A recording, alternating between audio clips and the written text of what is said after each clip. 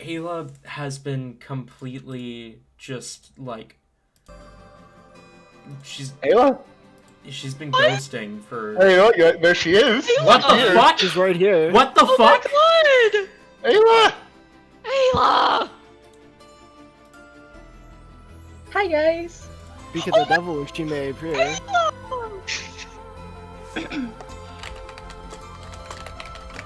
What the? I Where have have a you- lot of messages. Oh boy. Where have you been? Oh my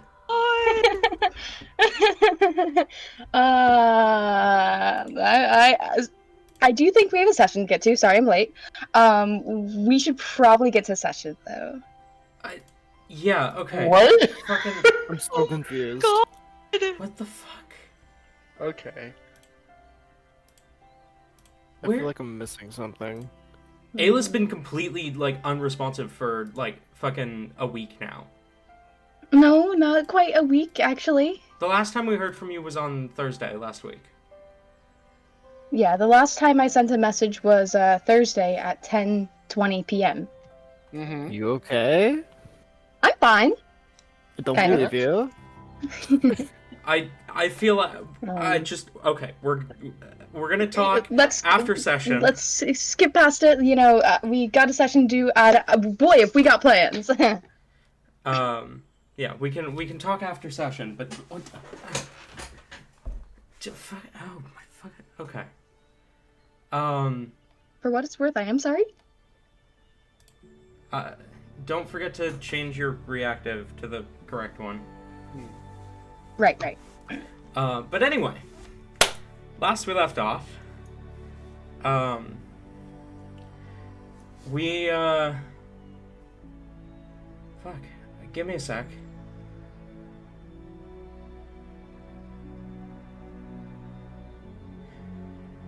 Last we left off, you guys made your way to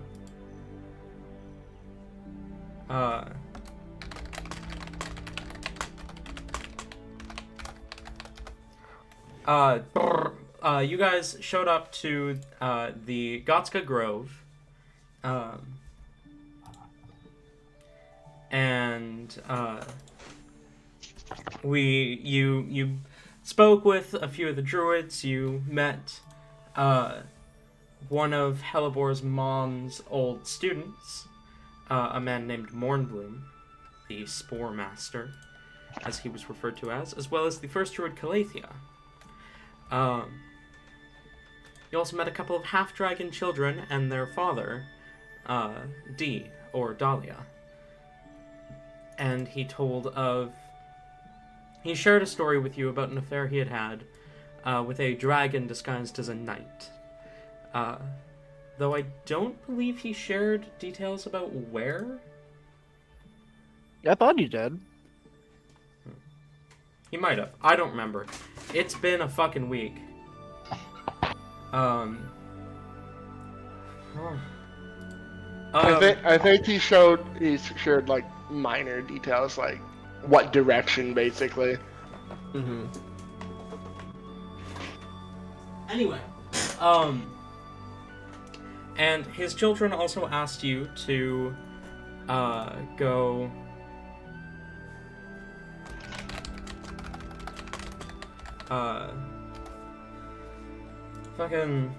go get a leaf. I believe it was the greenest, highest leaf from the tree, the biggest tree in the forest. You also met with a couple other people within the grove, a mute satyr by the name of Lily, the wood elf Gardenia, and the kind of not so cheery tiefling Azalea.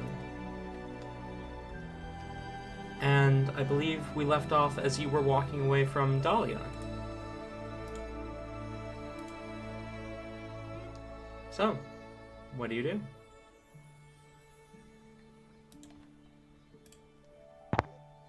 I die. I knew it.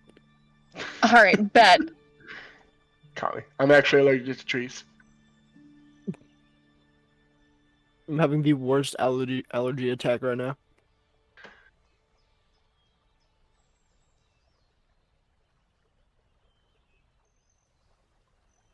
Well, does Hellborn know how far away this tree is? Yeah, it's like a couple hours walk from the grove, give or take. Alright. In that case...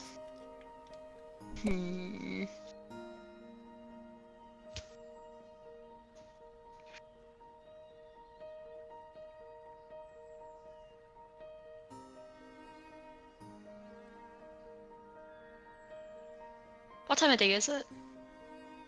I believe it's kind of earlier in the morning.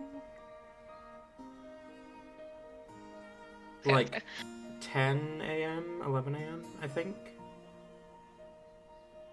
Alright. In that case... No, it would be kind of mid to late afternoon, actually. Yeah, it would be mid to late afternoon right now. Sorry, I've got my timelines all confused. No, you good. Either way, she will, whenever she reconvenes with the others, she'll give them all, like, a... You can tell, like, Elber's getting real shaky at this point. Like, this is taking a fucking lot out of her. But she looks like she has a plan brewing.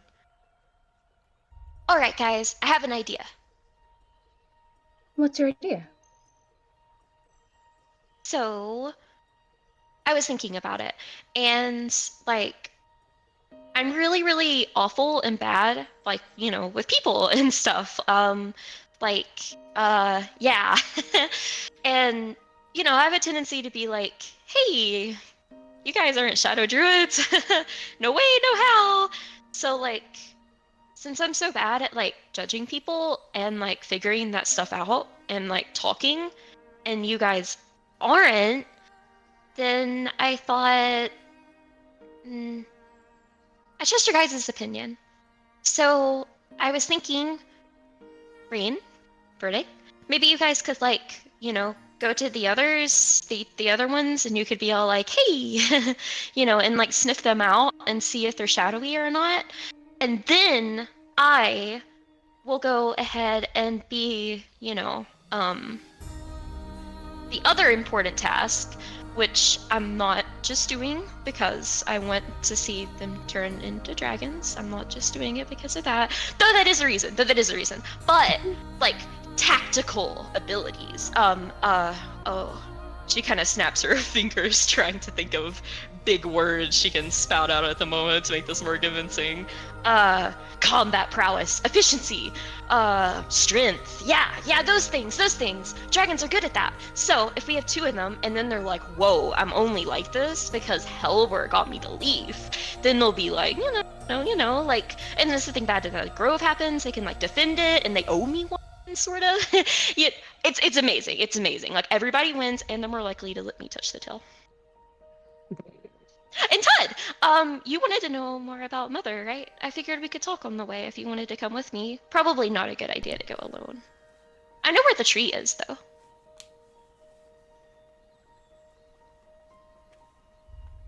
Does this sound like an okay plan? I will look to Fernic and Rain, see if this is agreeable with them.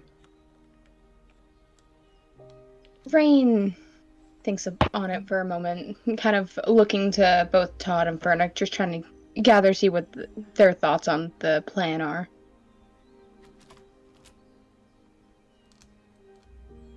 And then Fernic looks to Todd and Rain to see if they think It's the worst because I was gonna say that exact same thing, but Ayla beat me to it. It's like, well, now I can't be the third one to say that because then we're gonna get nowhere. Everyone else is just looking at each other to see if they're okay with the plan. And he looks at me, and I I look at him. and he looks at me, and I look at him. Well, Todd will speak up then and say, I don't see any fault with that plan. If you know where the tree is, I believe that sounds like a simple task.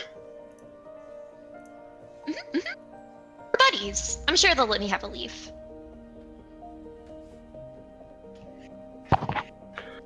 Do the two of you think you can manage with the interrogations? Gives like a worried look to Rain. Yeah, I'm sure we can make that work. Giving an excited 2 thumbs up. Rain nods. Oh, we got this in the bag. Don't worry. Perfect. Hellebore, do you mind leading Saray then?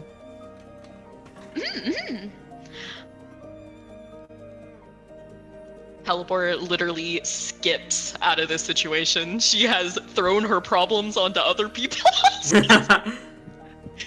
My really shoes? is. Nah. She's learning a Our lot shoes. from Rain, isn't she?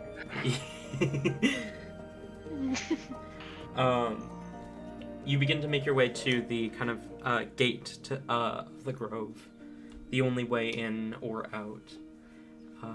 You approach the gate. You can see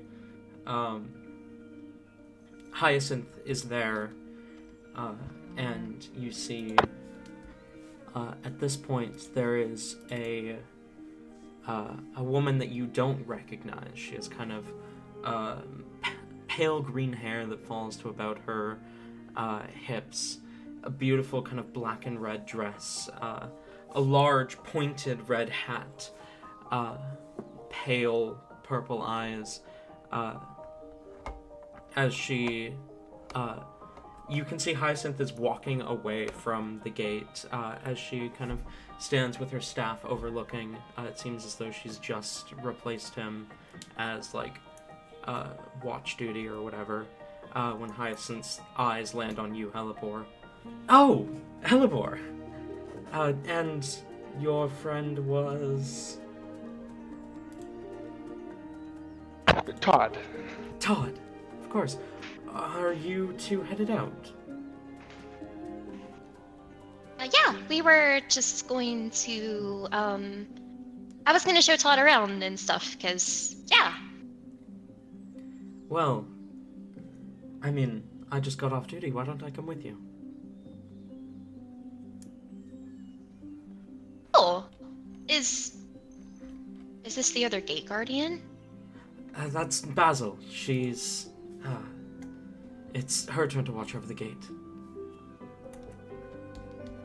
What's interesting about Basil is that she appears to be elven, but she's extremely short. Like, at most 4 feet.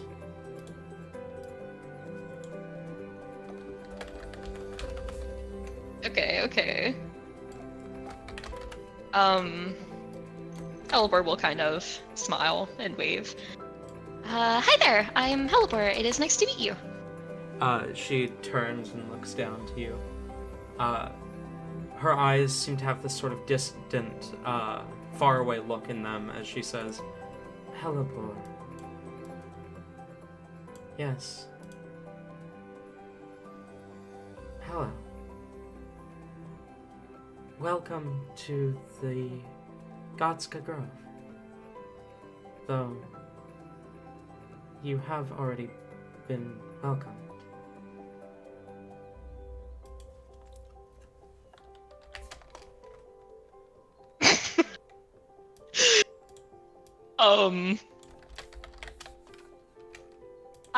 I feel like it's like when you put like a fucking magnet together and it just like the opposites, like, I mean, the same sides like fucking go haywire. I feel like this is like their awkwardness right now, bouncing off each other as they just Hellebore just kind of like stares and blinks a few times. Basil Kinda looking stares, around. unblinking.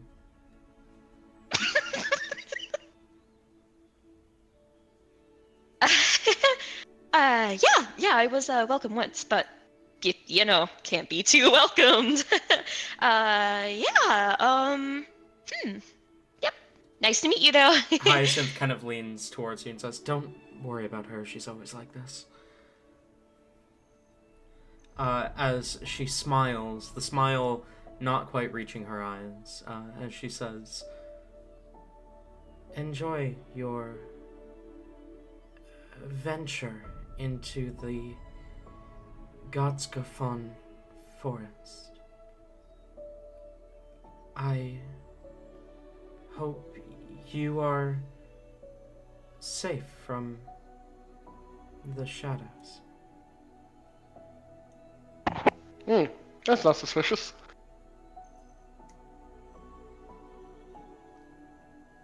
Helibor's awkwardness sort of dissipates and is replaced by worriedness at that as she frowns a little bit.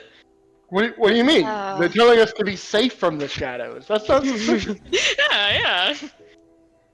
It's the whole point of what we're doing. The shadows? The spark in the night. It comes. It feeds.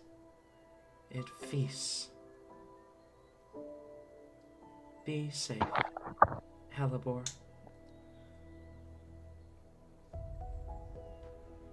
I look to was Hyacinth? Hyacinth. Hyacinth, that's the one. I'm like, I kind of just raise an eyebrow at him, expecting him to elaborate on Basil's. Yeah. Ramblings.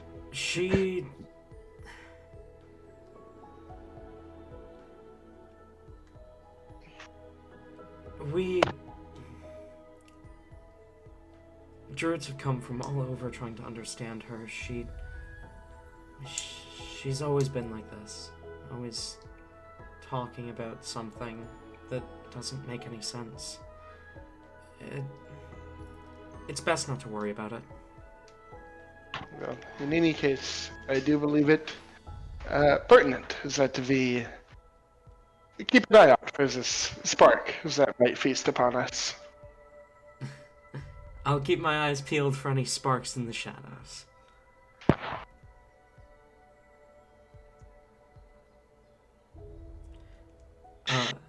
He holds a hand out to you, Helibor. Shall we? Yeah, absolutely. She'll take the hand. He will, his other hand will kind of reach out towards the gate as golden vines kind of curl off it and kind of lift the gate up. And he will lead you out. Not that you need a guide. Once the three of you have left the grove, the vines kind of pull away and the gate closes behind you. We're going to cut over to Fernic and Rain now. As the two of you are left alone in the Druid Grove without your druid. Yeah, this was a choice. You ready for this, Tate? No, but here we go. You ever play Baldur's Gate? Oh crap! I am preparing for the worst. No. It'll be fine. Don't worry. Don't stress. I'm sure it will be. I'm sure it'll be great. What do you do?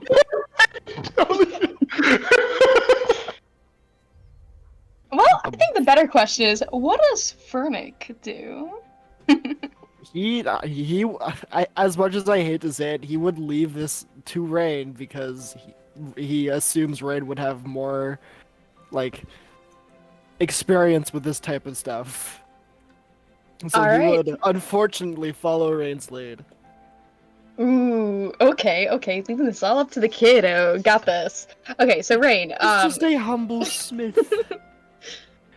He's never done a crime in his life. I imagine once they're left alone, Rain kind of turns to look at Fernic, assuming, Fernic's probably gonna want to take charge of the situation and all that, bully Rain to do what he wants, because he's totally like that. But Uh-huh. after realizing Vernick doesn't do that, kind of stands for a moment, his posture relaxing, and he just smiles. So, Vernick, what exactly do you think the plan should be for this? How do you want to go about this? Any ideas? How would you go about this? I want to know, how does your mind work with this sort of situation? As as much as I wish I had an idea, unfortunately, this is not my area of expertise. So, lead away, Rain. This is all you.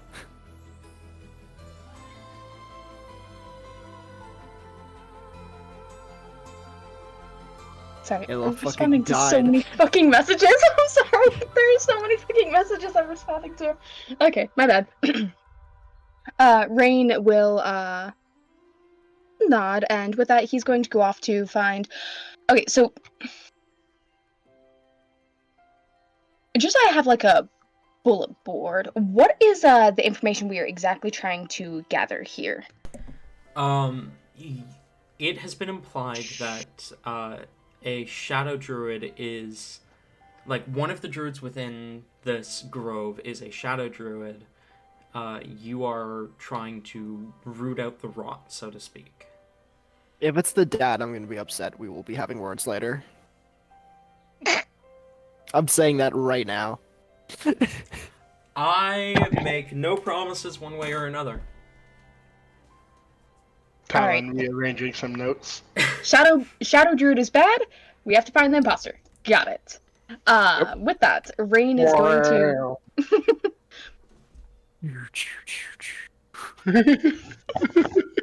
With that, Rain is going to kind of venture forth and how many people are? We're kind of like in the middle of the grove, correct? Yeah, you're kind of near the center of the grove.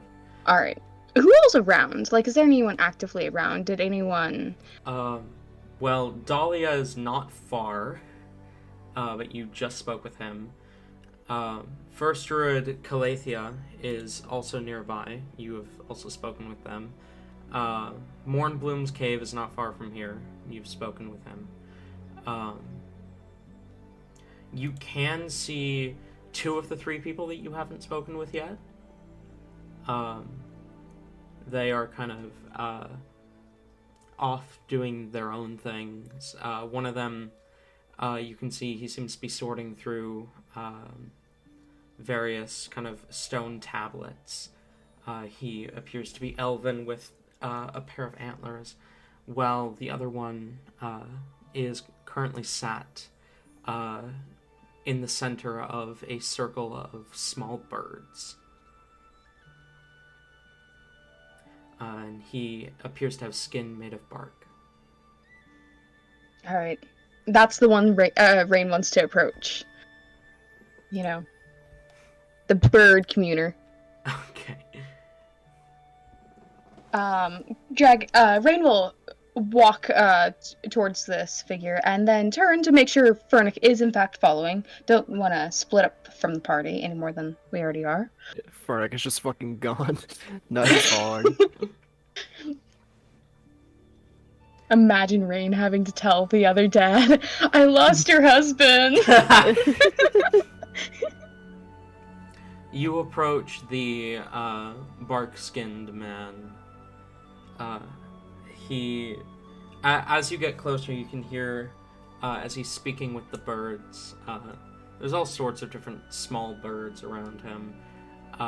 You see he kind of looks at one while it's chirping at him, and he says, well, perhaps we should try talking to our friends instead of assuming the worst. It's possible that your friend was just trying to do what was best. You see the bird kind of chirps at him and then flies off. He turns to another bird and says, and what was it you had? It's probably about this point that you get, like, close to him. His attention kind of turns towards you. If you'll excuse me, just give me a moment, please.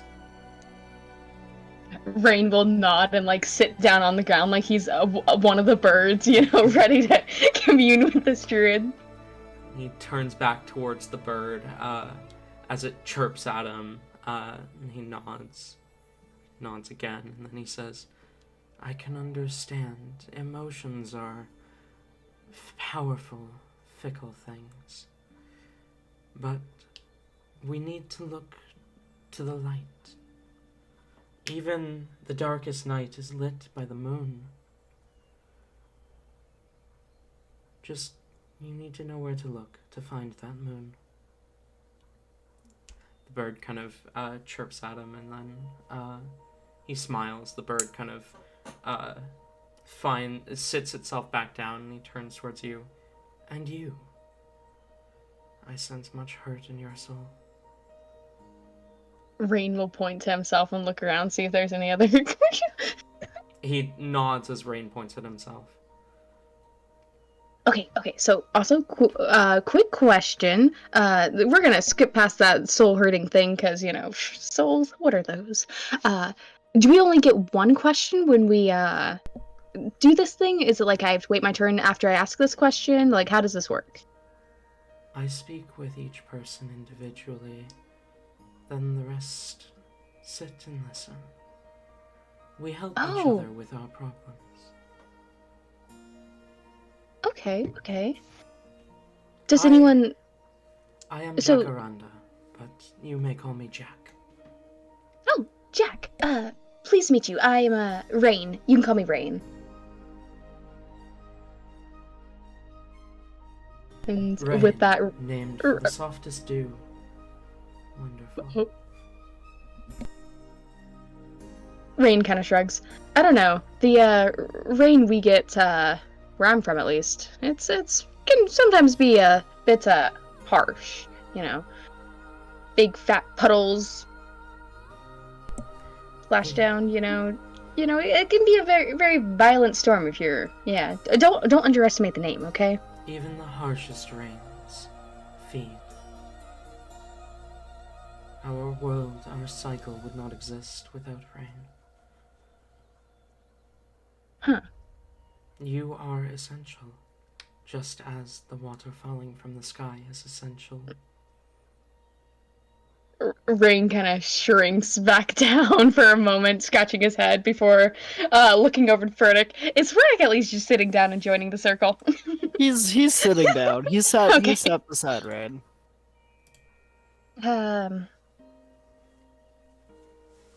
Well, that sounds very intriguing and whatnot. It's been a while since I've talked to people who actually, respect nature like this.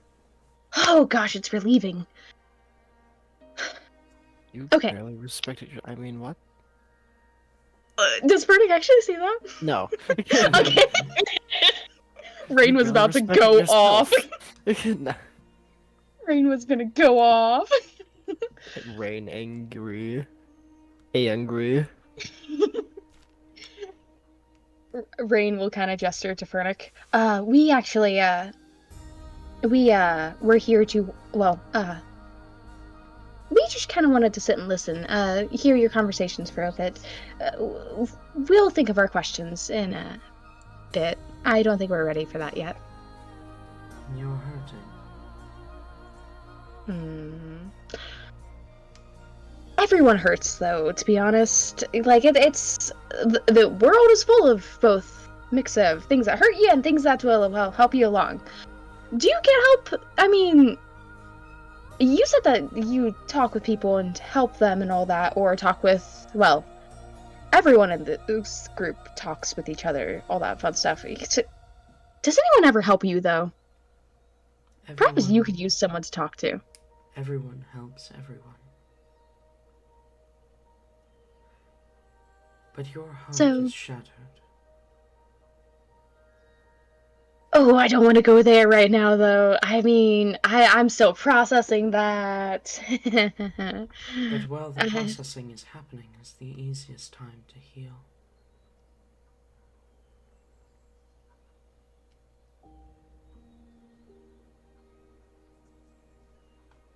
Rain takes a moment to think on this. And he looks... I'm gonna actually roll dice. Hold on, give me a moment. Oh god. Stupid dice time. First stupid check of the day. Oh, that's a 3. We love how this is turning out. All right. Rain kind of puts a hand up to his chest, taking the words into consideration. I guess I don't really know what to do. Bit of a... I'm at a bit of a loss, if you will. A feeling like you are lost in this world. He thinks for a moment. You are certainly not alone. Both in the physical sense and the metaphysical. You come to this grove with companions. But you are also not the only one who feels lost. Kind of turns his attention towards one of the birds. Another bird kind of chirps up, kind of chirps something at you. He nods and says, "Indeed, I agree."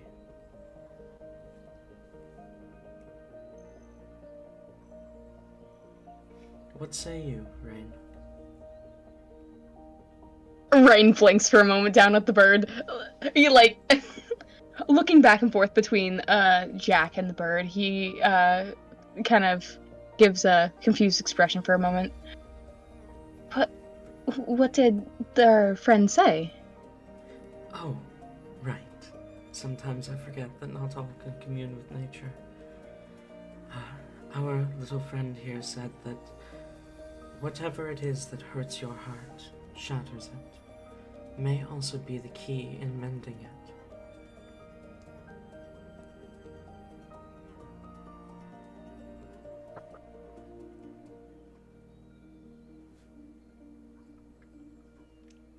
Wise words.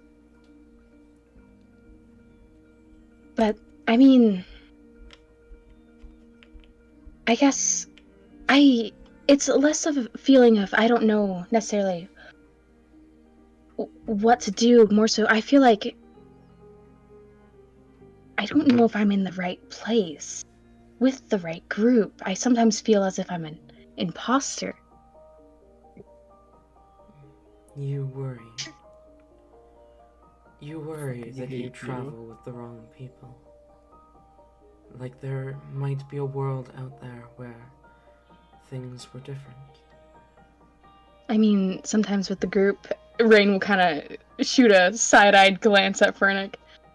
Sometimes we don't always get along, or have the same mindsets, and it can cause some confliction between us. But that conflict is what builds strength. If a group always agreed on every course of action, every thought, every opinion, we would not grow, we would not change. That is why druid groves often trade their members to and from groves. Because... Is that common knowledge? No. Okay. Because should a grove only keep within itself, soon everyone would think the same, feel the same. Newcomers come quite often to a druid's grove, so that new opinions, new thoughts, new processes may appear, and so that we may continue to grow and change. It is often a first druid is selected not from the ranks within the grove, but from another grove, or from the high forest itself.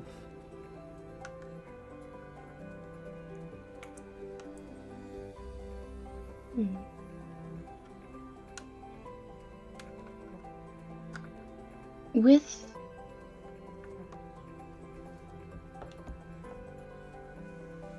Rain kind of looks over to Fernick, thinking for a moment. He seems to be at a bit of a loss. He's not used to the softer kind of interrogation that they're doing.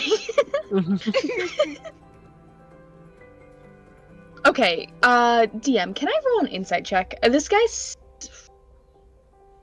I feel like Rain, just like, to gather intention, for, like, Yeah? basically a vibe check from this guy. Roll vibe check. Okay.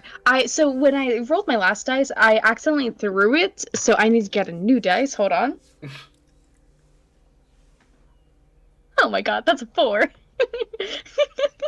I'm not doing having good. Okay, I forgot to. It's a 5 technically. I forgot to add my bonus. You've heard of this kind of thing before. You think this Jack guy might be something called a therapist. No. That can't Fucking be true. crazy. Damn, we should take him with us. Next DMPC. Well, if Marshall. I mean, Bait died, so we need a new one. Oh my god. Bait died, we need a new one.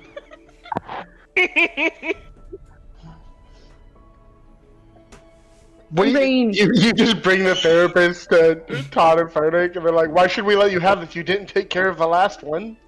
Exactly. Hey, it wasn't Rain's fault. You guys lost the body in Rain's defense.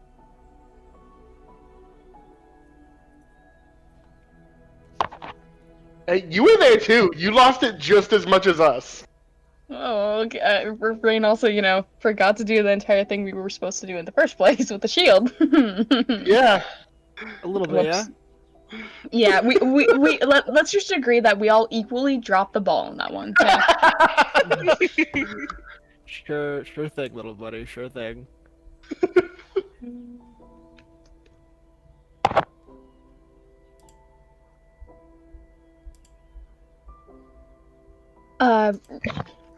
Wait, look outside right now.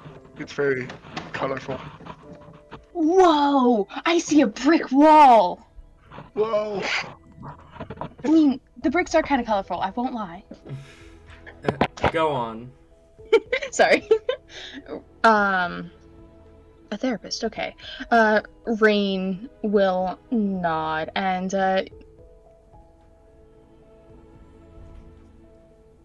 from the first few sentences you had this guy say, Rain already has the information he wants from this guy, but it would be a little weird for him to just dip immediately. So I imagine he would probably spend like another 10-15 minutes, not too long, because, he doesn't want to take up the guy's entire time.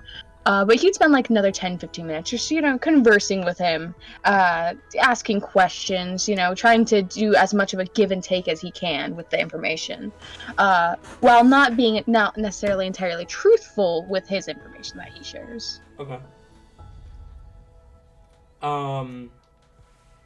What would Rain ask? Well, Rain would basically ask, probably information about the Druid. Actually, hold on.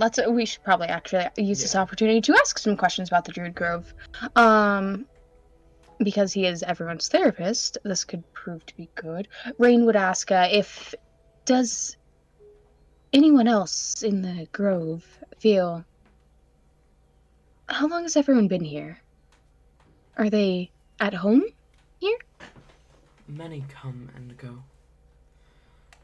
The newest arrivals, Hyacinth, Dahlia, Hawthorn, Oleander, Magnolia. Well, others have been here for even longer than I. He kind of glances towards a tree such as basil or azalea.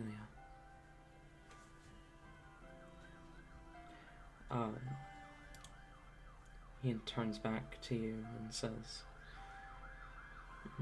"What the fuck is going on out there?" That's great. Amazing. He turns back to you and says, "People come and go, leave and stay. What is it that you seek?"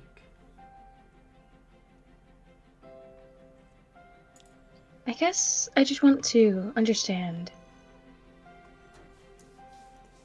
The people in the grove, are they happy where they are? Do you feel like anyone in the grove perhaps wishes it was Stimprints, or has bigger aspirations for it? Jack smiles and says, Dahlia, he hurts, missing of home, but is satisfied. Azalea, though she acts as though she does not like it here, as though she wants to leave, he can't help but feel at home and at ease.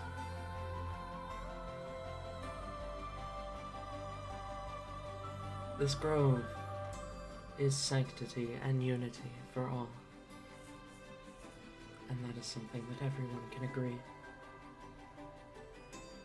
Calathea misses home as well.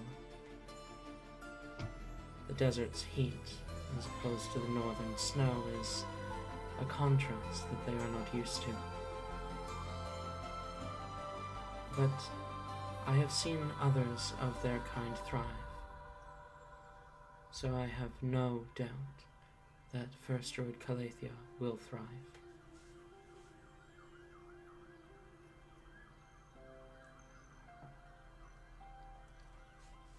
What was home like for Dahlia? Dahlia speaks not of where he comes from. Home to Dahlia is not a place, but a person. A man he once loved. The father to his children.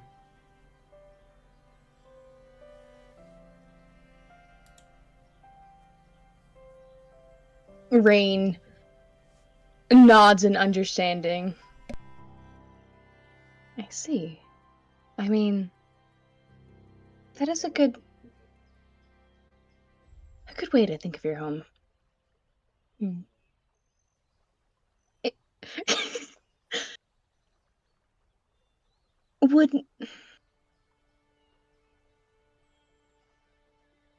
would Dahlia not consider wherever his children are to not be his new home, though? Dahlia can have two homes, can he not?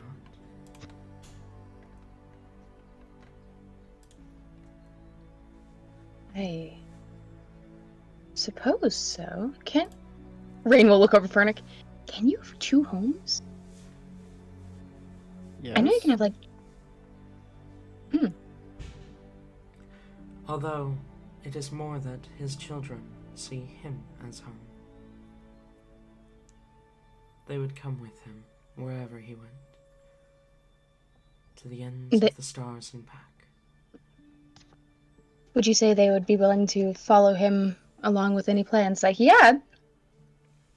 They trust their father with their life. They love him more than life itself.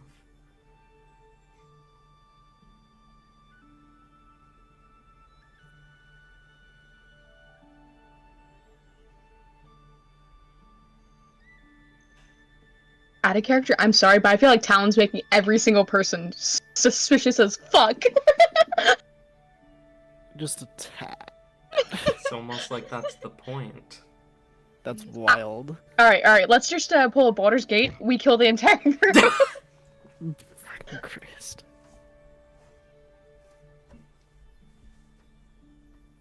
Okay. Dinner is ready on my end. I do have to go grab a plate real quick. Okay. Rain would continue on asking questions, but this leaves opportunity. Fernick, do you have any questions you'd like to ask the therapist? No. Are you sure? I feel like Fernick needs therapy. Fernick, everyone is needs completely therapy. fine. Fernick is completely fine all of the time. Then we can pan back to Halibor and Todd for now. And Hyacinth. Just to note, is Hyacinth holding Helibor's hand throughout this journey? If Halibor doesn't let go, he wouldn't. But he wouldn't force her to hold on. Now, hold on, I just got a random friend request, which, Happens occasionally, but I gotta point this one out because it just popped up and said Dickie Mickey wants to be my friend. And then I Yo, look at their about you- me and it's in Russian. So Oh my. Fun. the Russian Um. Dicky Mickey. mhm. Okay. Okay. Whenever I get that, I it's people wanting to tell me traced art. It's weird. Mhm. I do feel like Heliport would hold the hand for like a minute or two until like they are, out of sight of the grove, and then like you see a release, like an absolute complete change in demeanor, as she let's go with a hand and commences what can only be described as whimsically frolicking.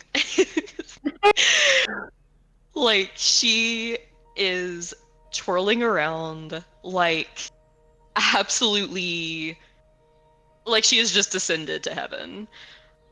Like you can literally, it seems like you can see her like shedding the skin of all of the worry and confinement that she has felt being in the city and even being in the grove. Um, she is completely and totally at ease and at home here. Todd, you know her favorite season is winter. This is a wintry landscape. This is perfect. Mhm. um, like she is playing around in the snow. She's pointing out like every single icicle, every movement of an animal. Like it's the first time she's ever seen it. She is having the time of her life.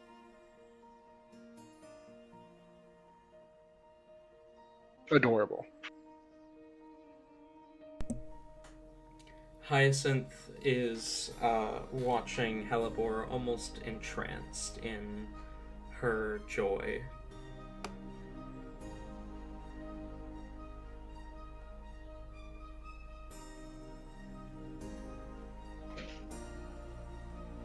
I do feel like after a bit of, doing this, she will kind of like go back and kind of do like the classic like walking in reverse, like she's leading them but she's like not really looking where she's going. She has like her hands kind of like behind her, like guiding her along the way almost, so she isn't like completely back into a tree. She just kind of smiles at both of them. Okay, so oh wait. I suppose I should let you in on the plan. Hyacinth, we are planning on visiting the tree, the heart tree, so that we can well, I mean, I was gonna see if I could get the greenest and the highest leaf. Of course, I'll ask first. Yeah, we're like buddies. The heart tree. That's wonderful. I actually was planning to make a trip there soon anyway. Oh, well, that just works out cool, doesn't it? Yeah, offerings to the Spruce Mother, you know. Yeah. uh, mhm, mhm. Say, how long have you been here? Um, maybe a year? I do love Hmm. Helibor's. Whenever Helibor runs out of things to say, it's just. I arrived around the same time as Dee and his kids. Oh, cool. Where are you from originally? Here and there. Same! I'm also from here and there. Isn't it wonderful traveling all the time? Mm-hmm. Not tethered down by anything. Sometimes I It wonder is. if Grove life's really for me. What made you decide to try it out? a friend of mine.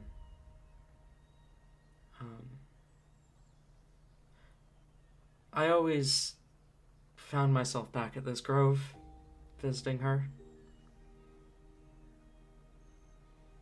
Last year, she wasn't there to greet me.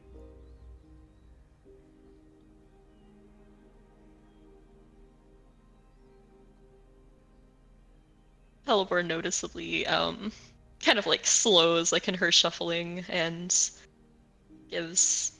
Her face kind of falls. Oh.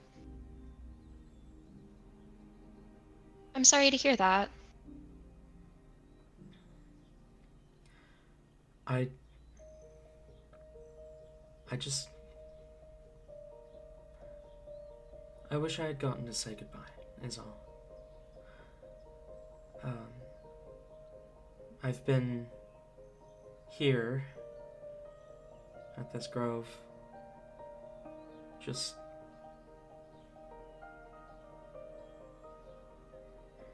because I feel like I owe her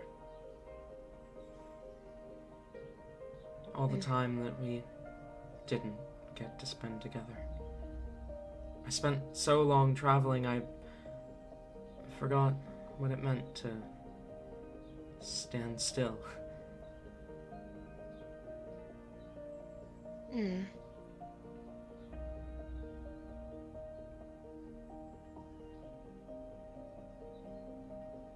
Well, I do think, of course, that it is good to stop every now and then. Gather one's thoughts, of course, but...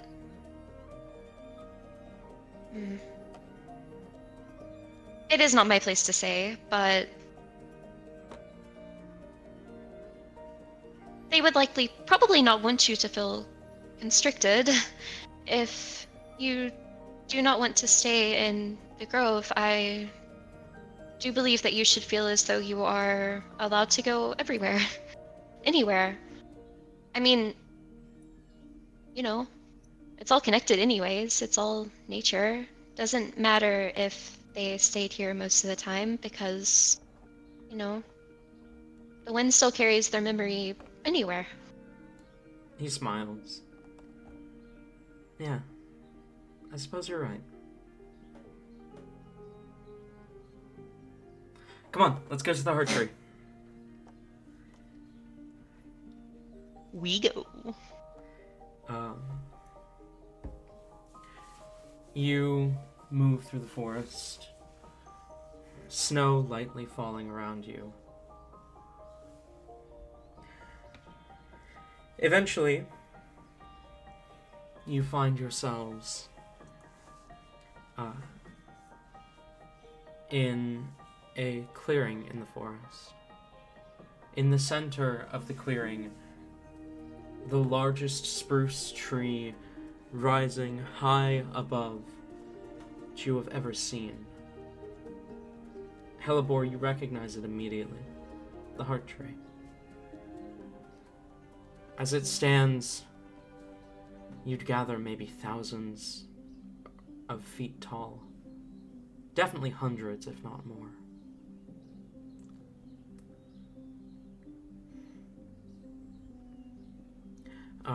And you see, surrounding the base of the tree, all sorts of plants growing. A memorial grounds. As you know, druids will often pick places important to their culture for their seed to be planted. It only makes sense that the heart tree would be one such place. I almost want to say that this is where your mother taught you of the tradition. But I'll leave that up to you. I'm cool with that. That sounds really cute. As Hyacinth approaches the tree, careful not to step on anything, he stops at a kind of small sapling that's sprouted near the tree. He kind of looks at one of the small pink blossoms and smiles.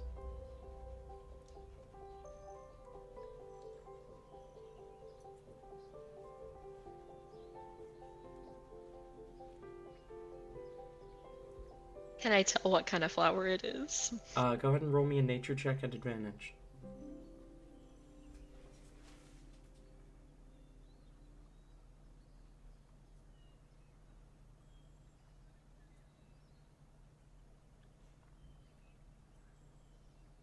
$16. 16. It appears to be a cherry blossom.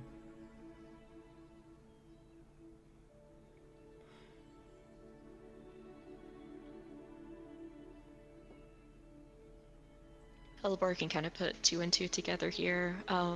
She'll smile at it as well, and I don't think she'll say anything. She'll give that a moment. But she will quickly, not knowing if this is Todd's first time seeing this, she'll kind of like crane her neck like up and up and up, trying to look at the top and kind of point at it.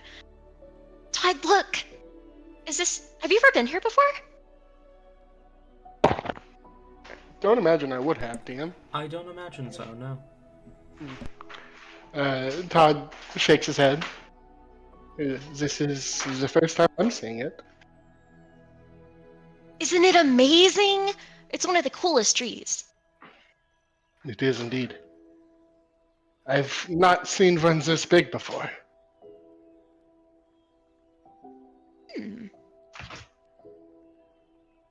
It's slightly on the large side, I suppose. Well, Todd, prepare yourself for the voyage of a lifetime, as we must traverse to the very top, top of this tree. But first I should introduce you, though. Okay, come here. She'll grab his hand and, I do imagine Todd has, like, been somewhat behind the other two, especially when it got to the tree. Like, he wasn't sure if it was his place to be around where all the memorials were for the other druids. And he is very careful not to step on anything as he is pulled towards the tree.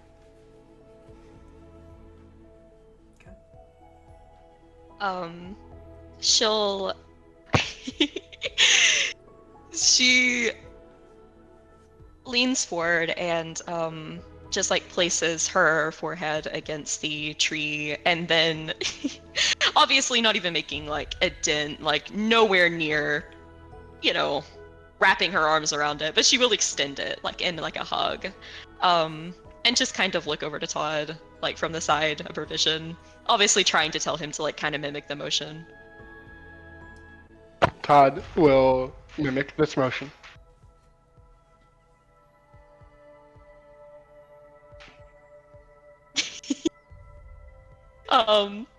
She kind of like turns her head slightly where like her cheek is on the side and she's like looking up at Todd, and she'll quickly like raise one of her hands and like a thumbs up and turn back to the tree. Alright, I'm gonna cast Speak with Plants. This plan's about to be the biggest asshole you've ever. One thing you know, Hellebore, about sites like this is that druidic magic tends to be enhanced. This comes in various forms, but the most common being spells like Speak with Plants and Speak with Animals, not just affecting the caster. As you release the magic, Todd, you feel it curl around you as well, as you hear the probably familiar to you, Hellebore, voice of the heart tree. I awaken yet again. The whole tree seems to shift. The whole tree seems to shift as if moving its attention down towards you three. Greetings, young one. You are Hellebore, no? It has been some Yeah. time. It's like totally been a while. It's so nice to see you again. Are you still doing well? I have been doing just as well as the day we last spoke. The trees, it almost seems like the tree's attention shifts. And Todd, you feel an invisible gaze fall upon you. And you bring a friend. Todd smiles and tips his hat very quickly. Not enough for the illusion to break. And says, "Good evening, friend." Good evening to you as well, child of the memorial.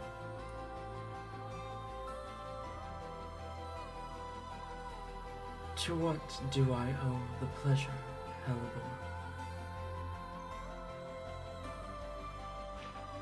I mean, I was like totally just like going through like these, parts and stuff, and like obviously I had to stop by and be like, hey there. And I had to show you like my new BFF, Todd. His name's Todd. Todd. What a wonderful name. I have heard picked your it out story myself. on the wind. Have you? Indeed. I hear all stories on the wind and in my roots. I have stood since the dawn of time, after all.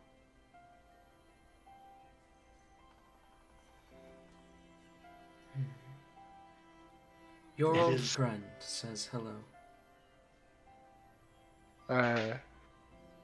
Todd thinks about this for a moment, and then smiles and nods.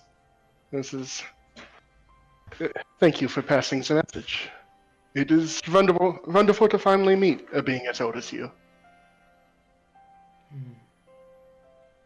Wonderful to meet one such as yourself as well. Hellebore, I hear it in your voice. You've a request of me.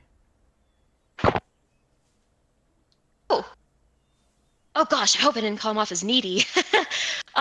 Never. I've met much needier than you. Okay, well that's good at least. We can gossip with the big tree. uh, well, first I did want to give a quick apology. An apology. I mean, I know you probably already know, but well, I mean, last time I was here when we last spoke with Mother, I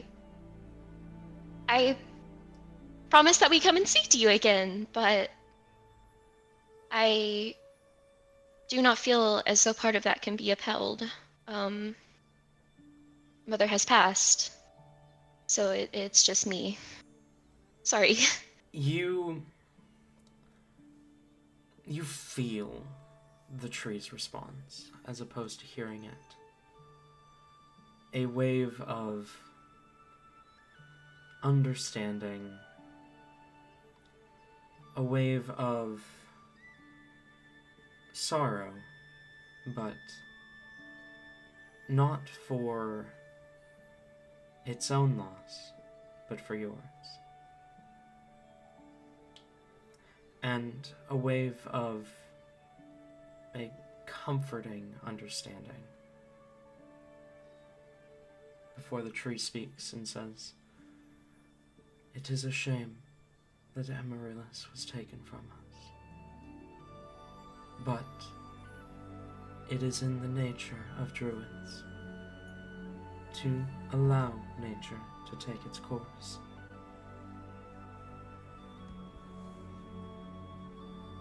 And it is the course of nature to bring death, as I'm sure your friend, the child of the memorial, would understand." Tuval.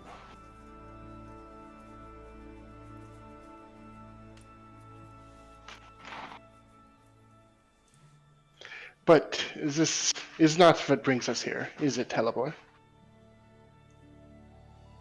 Hellebore kind of fallen into a contemplative silence at that, but she kind of startles back.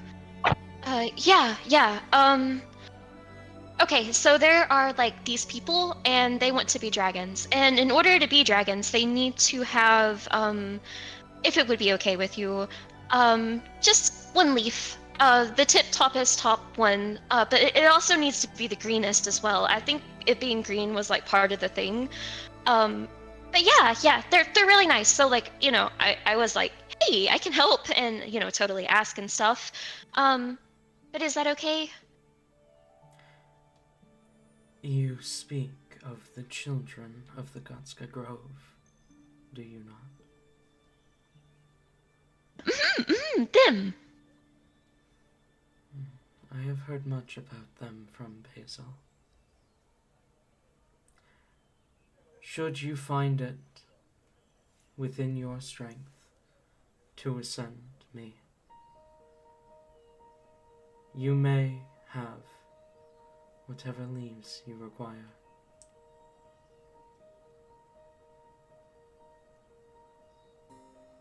She kind of tightens the hug and almost like she rubs a little against the bark, a purr starting as she expresses her gratitude. Oh, thank you so much. Yeah, we'll have like no problem at all getting up there, I'm sure. Oh wait, wow, this is there actually was something else, of a would she know that Hyacinth is clued into this right now? Like, if he can hear this? Yeah, Hyacinth would definitely have been within the range to be part of this. Okay. She won't go right out and say it, but yeah. I was wondering, are you aware of any, not so good activity that has occurred around these parts? Like potentially someone, cursing an idol. It's just if someone were to do that within these woods.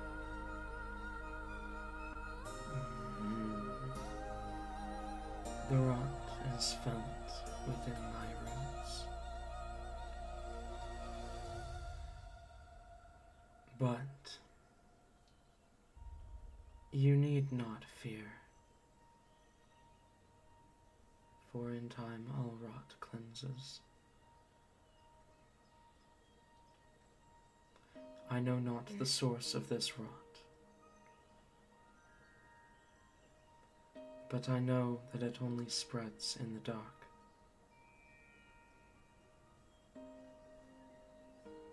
And the light scares it away. Balanced, just as nature intended.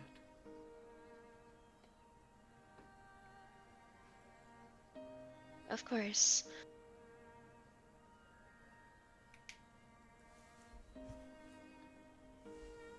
Halin. So like in the dream, like I saw them commencing a ritual somewhere within this forest. It wasn't the grove, was it? It was not the grove, no. Okay. Would you know anywhere within the woods where the darkness may fester? The darkness festers in the darkest corners, where even the rising sun does not shine.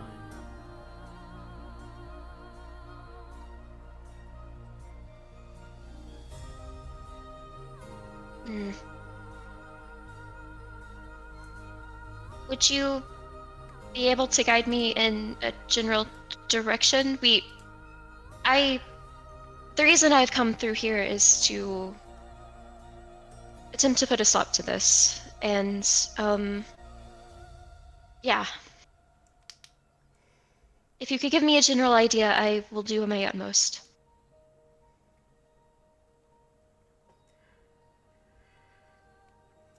You must seek a point where earth meets sky, where neither the rising nor setting sun may shine, a place that only sees light during the highest hour. Seek out that of the glitter kind, whilst remaining within my forests. Only there will you find where the darkness festers and the shadows crawl.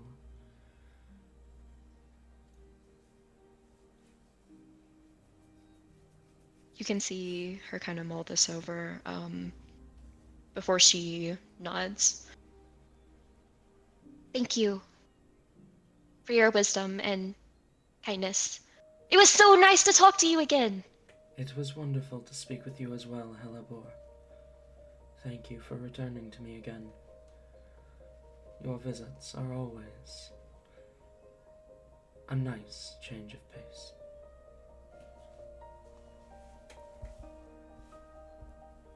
She kind of falls into giggling, kind of rubs the back of her head, embarrassed, with a tentacle.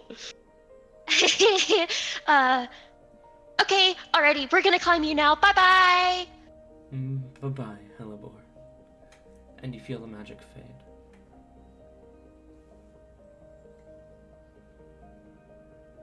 Hyacinth kind of stands from where he had been sitting at the cherry blossom, turns to look to the two of you and says, I'll wait down here.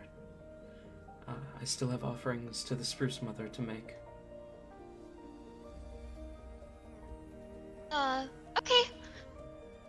We shouldn't be that long.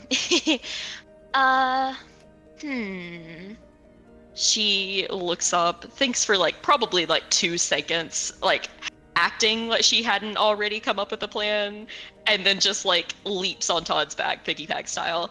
Alrighty, onwards and upwards. Alright.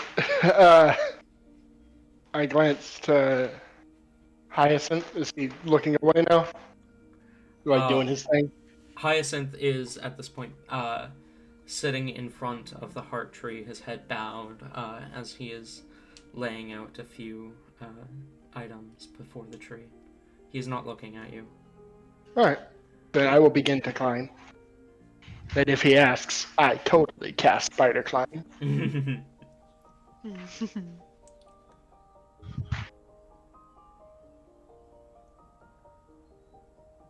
Helibor will hold on tight during the ascent. Can I have both of you roll athletics checks real quick? It's not going to be a high DC, but... I do have a climb speed, so... I know. The Okay. athletics check is to carry Helibor. Ah.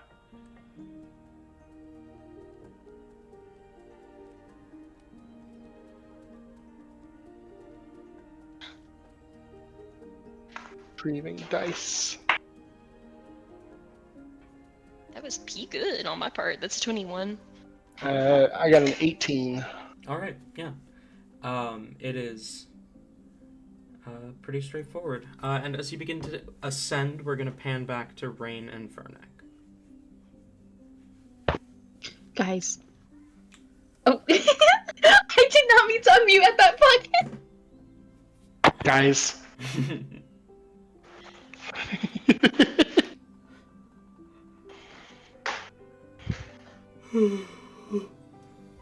So back to Vernick and Rain. Yeah. All right. Rain's gonna cast Fireball. Oh, okay. Nice. Uh, On the dad, right? You aggro the entire grove.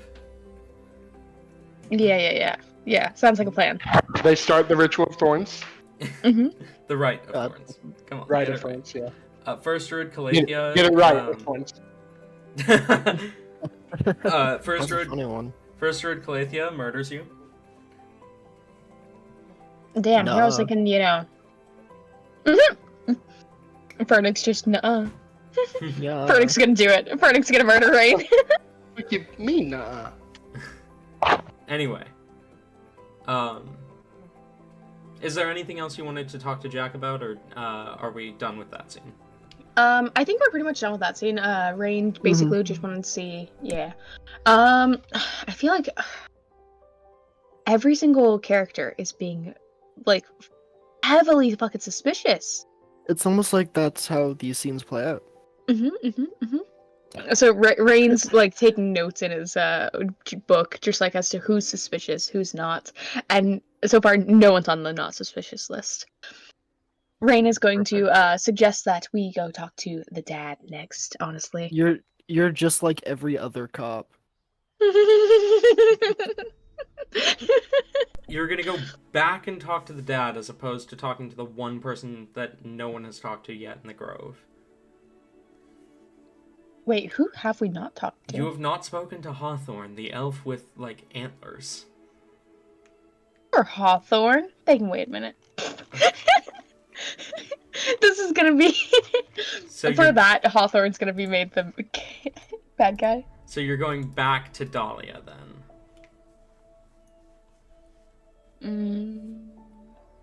Where's Hawthorne currently?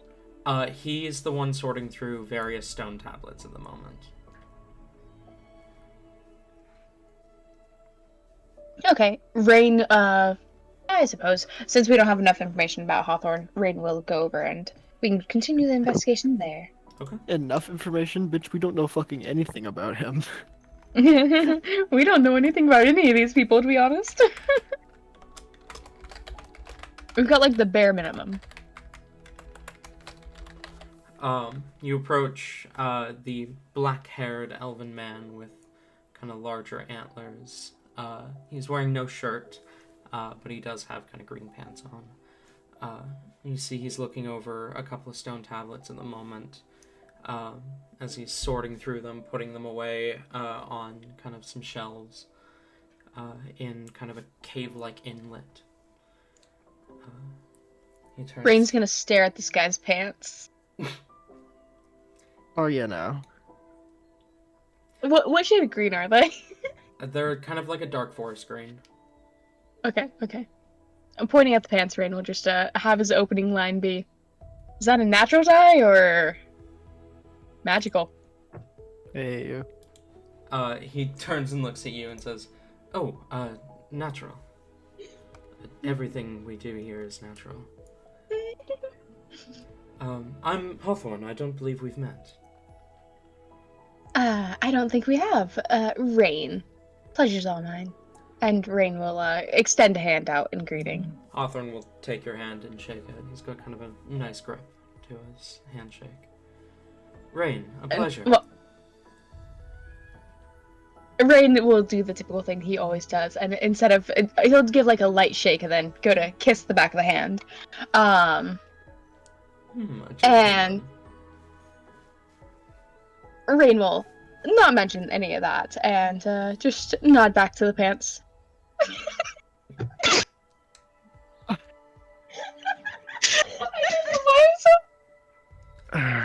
And your dragonborn friend? Pernick, pleasure to meet you. Pleasure to meet you as well. Please stop staring at this guy's dick. Please, Ayla, stop. That's not what he's doing. You don't have to fuck every elf you come across, please. That is not what's on here. Rain wants his kids to have a longer lifespan than he does. God fucking damn it. No. But the green pants are just throwing me off, okay? I hate it here. So, how can I help you two? Oh boy. Let me roll dice real quick.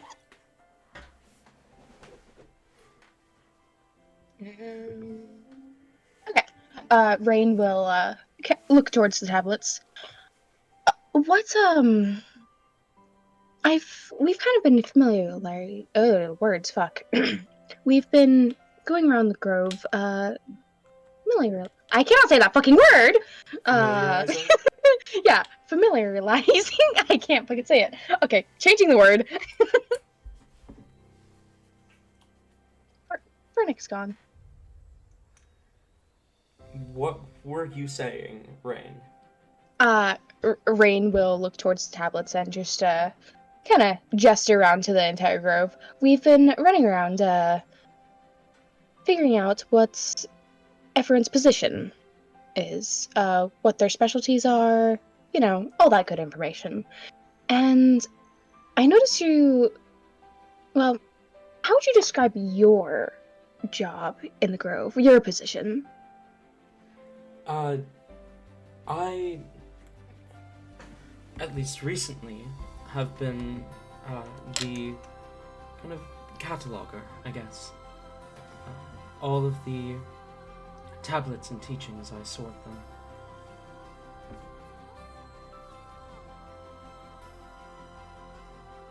And are these all in one particular language, or are there multiple languages that you have these recorded in?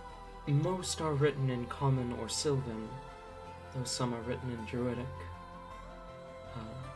Others yet written in Zemnian. And some, he grabs one from a shelf that's kind of separated and pulls it off, are written in a language that we cannot read. And you recognize it as the same language of the tablets that Azalea had been looking over. The shelf that he pulled it off seems to be mostly empty.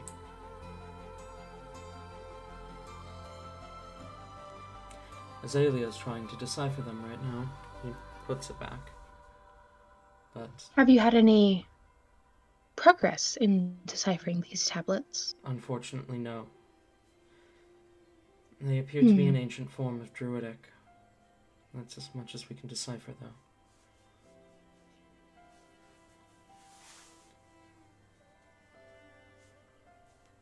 And aside from that, do you understand all those languages? Besides from the one that none of us can, I do. Impressive. A man of many tongues. I do speak many tongues, yes. I've noticed you staring at my pants. If you want something, you have to say it.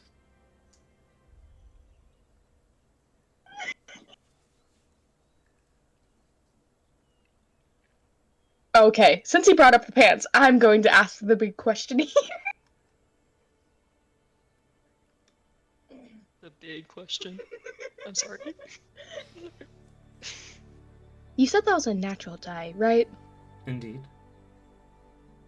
Why do you guys go the natural route? Isn't that, do you ask the plants their permission before you extract the, very life force and essence from them and implement it into your pants? It is the Is it a cycle. voluntary or involuntary thing? It is the cycle of life. Oh, so you're a bunch of murderers! I suppose you could put it that way. Rain is going to look down at the ground and just apologize. I'm so sorry for them. But you speak of matters you know nothing about.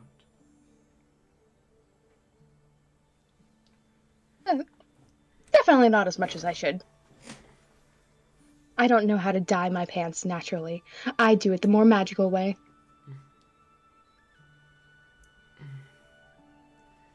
You insist on speaking as though you know about the natural world, and yet you use the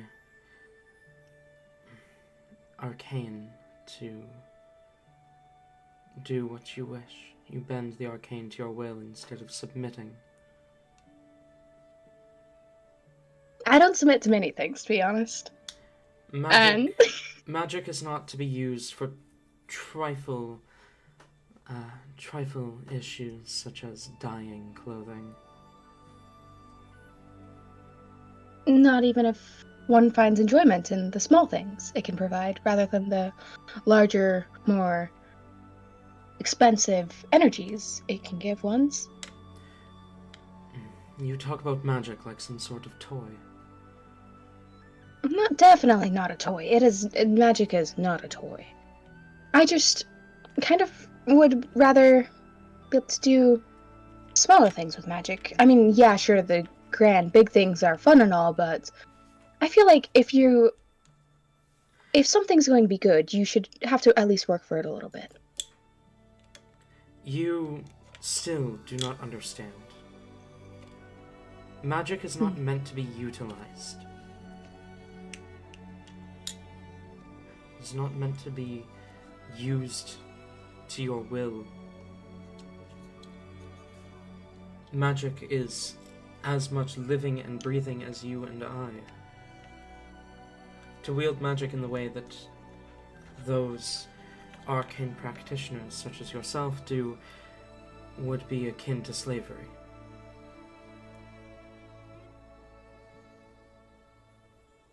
Is there no way to find a balance then, perhaps? Rain is fully invested in this conversation now.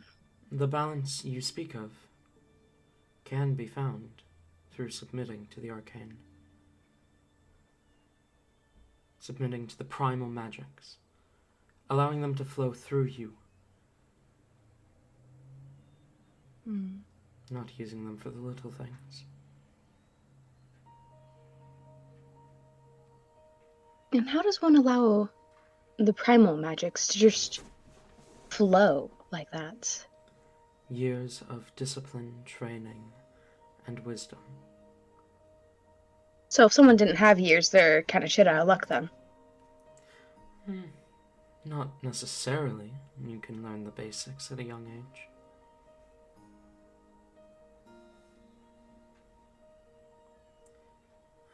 I say it takes most druids 20 years to master the basics. It's not that long. Rain looks appalled. 20 years? You druids certainly have no understanding on mortal life. Says the one who proudly proclaims his use of the arcane as a tool. 20 years? If I were to spend 20 years learning the magics, I would not even make it through half of that, probably. You civilized folk have no patience. That is... No, I mean I would literally die of old age. Not if you allow the primal magics to flow through you. So you're saying if I allow the primal magics to flow through me, I would be able to live longer to continue studying them? Indeed. This is a guaranteed thing. That is how druids come to age as slowly as we do. The primal magics delays the process. Raina's gonna get Nyx and him to become druids.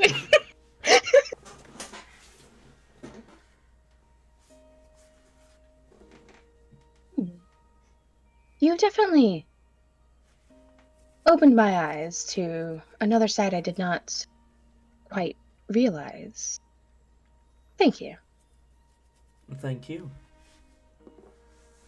I'm glad that I could help warp your understanding.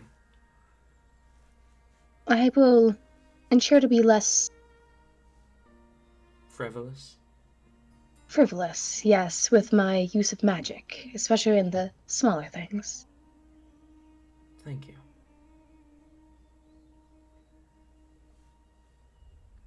So, those tablets, they have any interesting gossip on them? Rain will kind of look at the tablets, trying to see if he can read anything off the tablets that are currently being held. You see, his reaction is somewhere between a bewildered laugh and a bemused scoff, as he says, "Gossip on the tablets." best place to find it. That is like... how can I put it in a way that a civilized folk would understand? That is like going to a thieves' guild for... No, bad example. No, I'm intrigued to hear where this is going. Continue with the Thieves' Guild if you don't mind. No. It is like going to a library for a glass of ale. I mean, I know some libraries that do it, but not all.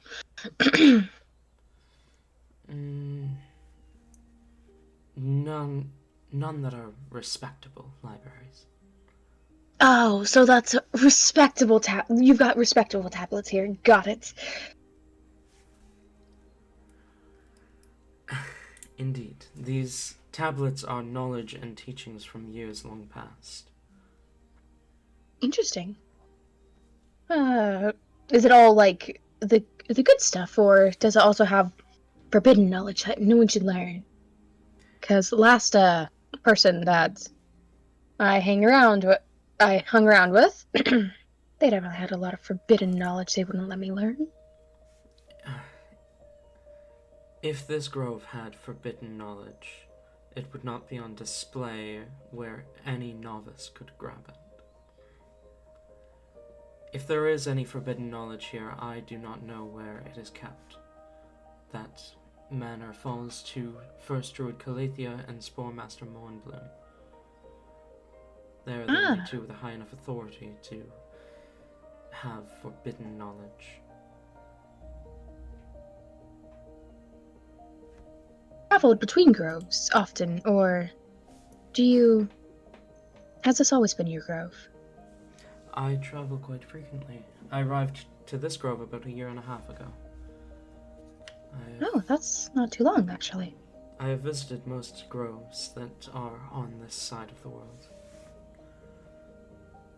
I have not yet found the time to travel across the sea, however.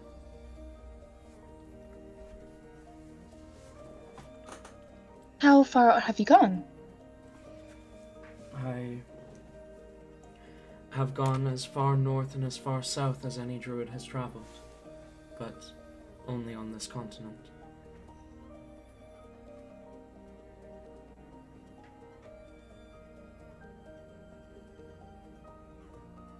Rain nods. I've been back and forth between continents, really. Gotta say, this is definitely... This has to be probably my second favorite. It's not the best, but definitely not the worst.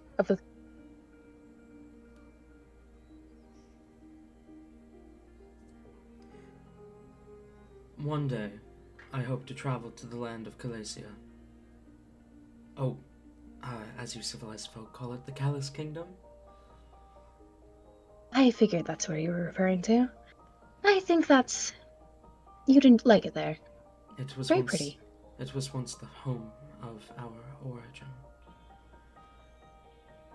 The island of nature.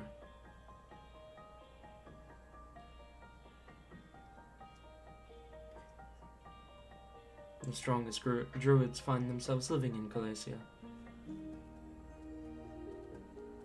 Do you know where one might locate these druids? Or at least ask to locate them, so that I don't wish to, impose or anything. I understand you are very private folk. You can find them anywhere. The Northern Foxwoods, the Frozen Fair, the Richland Forest, the Flasno Forest, and even the Gamsai Isle. And those are just the forest groves. I know not where other groves may be located, but I know here in the land of Wusa, there are groves in the mountains, in the plains, even within the Oladine cluster. Wait, what is the Oladine cluster, DM? It is this collection of... Oh, I see it.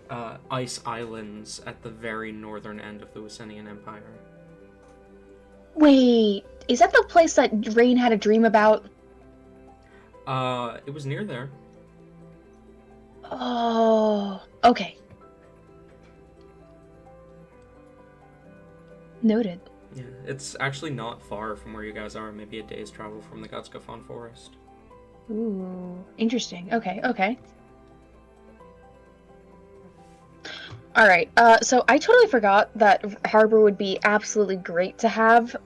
Doing recon. You know, keeping an eye on things, traveling around as just a goat. I imagine Rain would probably only now come to this realization, and he also wants to test something with the druids. So, kind of midway through their conversation, he would tap his foot, summon Harbor. Okay. And you see Hawthorne kind of turns and looks towards Harbor.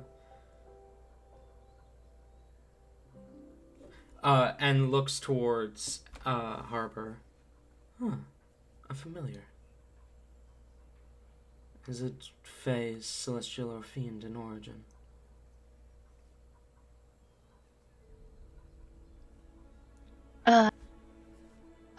Rain will look to Harbor and just go, asking Harbor, what answer do you want me to give him? Fae. Okay. Just want to check, make sure we're not gonna pull any funnies or anything. Well, I mean, Fae is what the druids want to hear anyway. If you tell them fiend, I'm gonna get banned out of the fucking grove. I mean, Rain takes a moment to kind of think on that one. It would be funny though. Don't ban me from the grove. Celestial, at least they'd be like, yeah, okay, whatever. But like Fae, I mean, they worship the Fae. Rain's eyes kind of light up with that. Oh, good point. Turning back to Hawthorne, Rain looks a bit sheepish for ignoring him, and we'll just say, "Oh, sorry, we were talking about it, but with your companion. Harbor here is a Fae origin." Harbor. What a coincidence.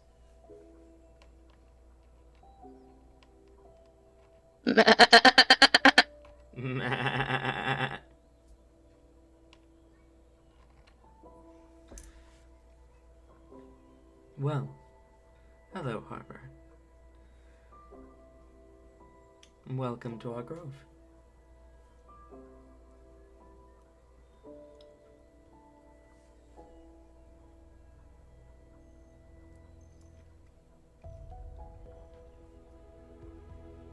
Is there anything else I can help you with? Sorry, give me just a moment. Oh, okay.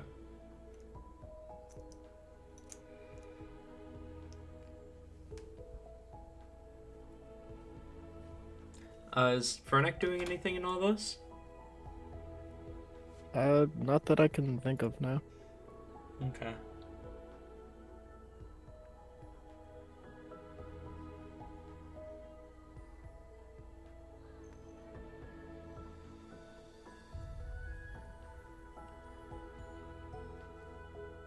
Okay, I'm back. Sorry.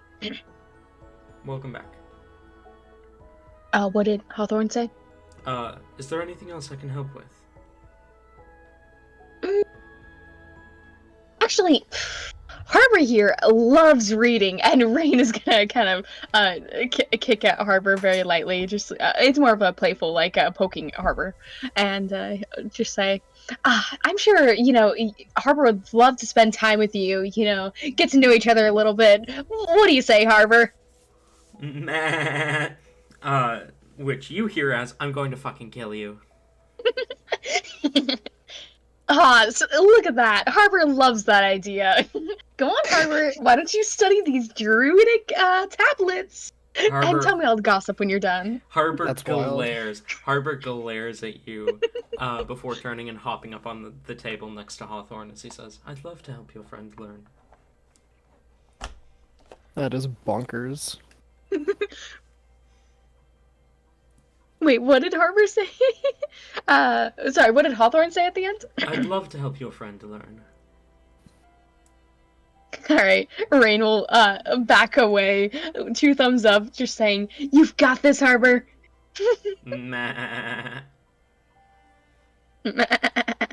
And that will translate to, you seriously though, keep an eye on him. Let me know if there's anything suspicious. Okay.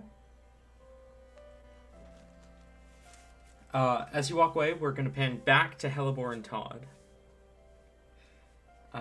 As the two of you ascend the tree,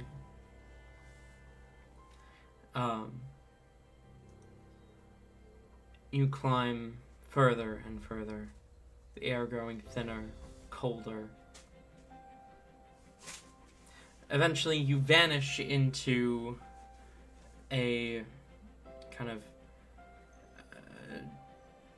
you vanish into the leaves, unable to see anything but the tree around you, feeling nature on all sides of you. A feeling that both of you have grown to love.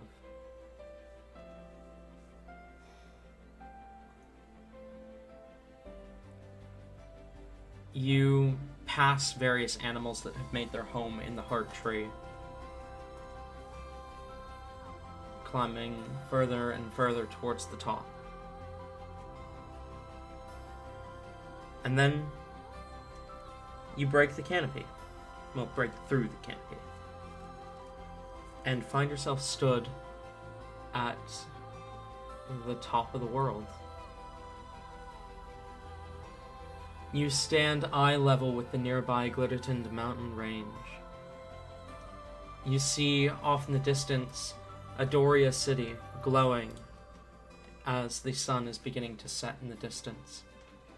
And even beyond, the Stone Toe Mountains rising in the distance.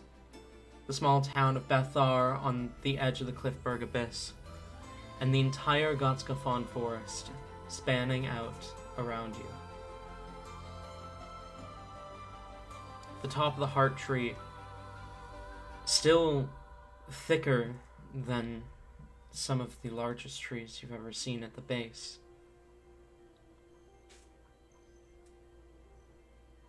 As you look out over the world around you, what do you do?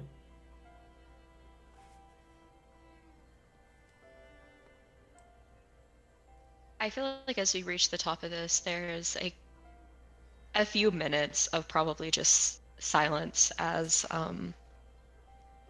Halibor just looks around and takes this in. Completely. I mean, she's seen amazing sights before, but it never stops being amazing. As she just kind of looks around, taking everything in silence.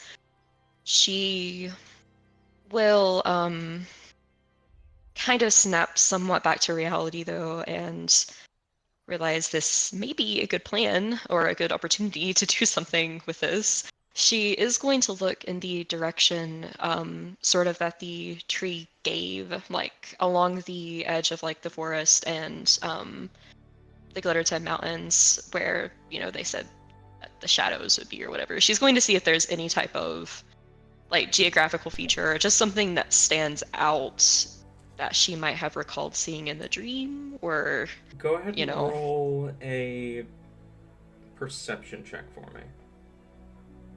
Okay.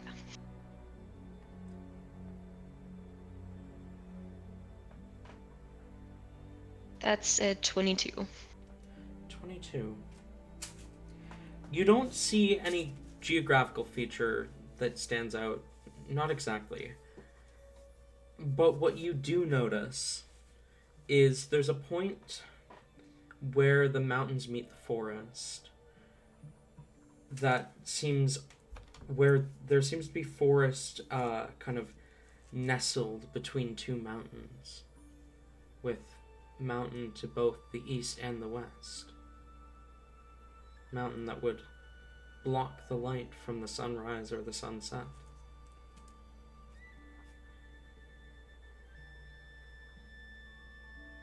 Okay. She will definitely make note of that. Like, you know, the direction and whatnot. If given her knowledge of travel and stuff, about how far a walk would you say that is from Mm, Probably from the grove. from the grove to there, probably an hour or so. Okay. She'll definitely make note of the direction that that's at then, and definitely point it out to Todd. Todd, do you see that over there? That looks like a shadow druidy place. A shadowy place, indeed, yes.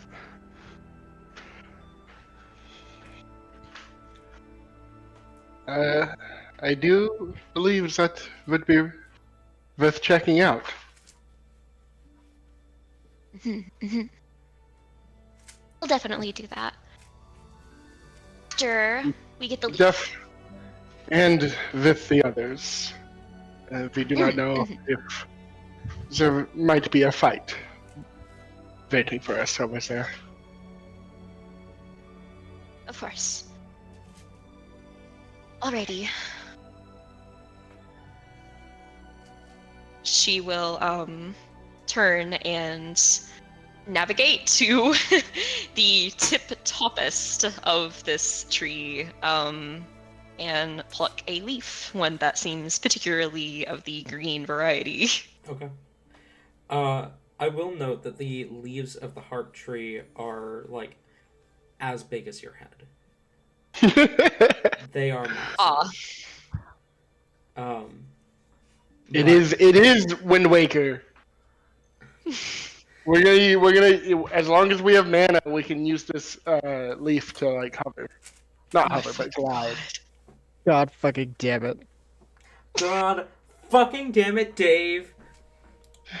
Todd, fucking damn it, guys. But you do find a leaf that looks particularly green and is particularly high up. Probably the highest leaf on the tree and the greenest leaf that you can see. Wow, Mm. I like that. I like that turn of phrase you just used. You pluck the leaf. A massive green leaf now held in your hand. amazing.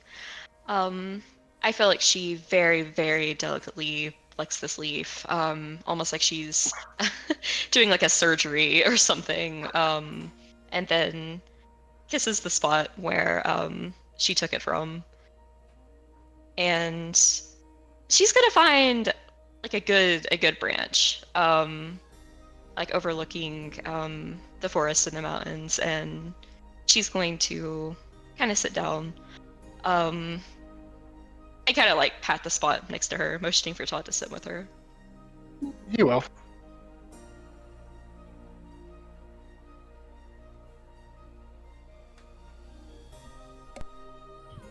There's just a few moments of silence as she's still just kind of like breathing and taking this in, just enjoying the moment, but she'll turn and look at Todd, smiling. What's a memoriam?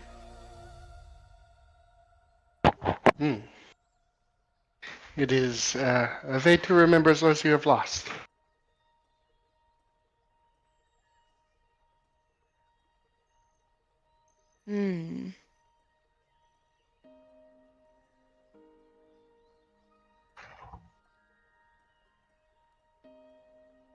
You ask because of the tree?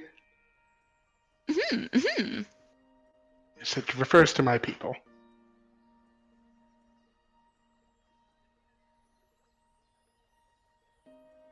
Your people? It's back during the war, I've told you of. Oh. Which ones? I mean, there were a lot of people, right? There were many, yes. It is a way to refer to where I am from. It is across the road from here. Ooh, where? I probably Maybe I've been there. I've been a lot of places. You certainly have. It is in the kingdom. Wait, is it where I met you at? Wait. Yeah, that is your home. uh, never mind me. Sorry. But yeah, that place? Yes, indeed.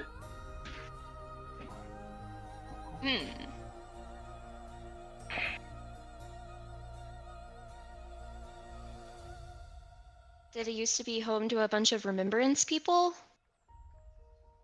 Todd looks a little. He looks off into the distance, just a touch sad by that. It says, "Indeed, it did, but that was long ago."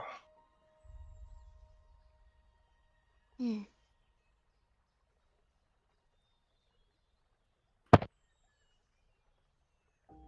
So,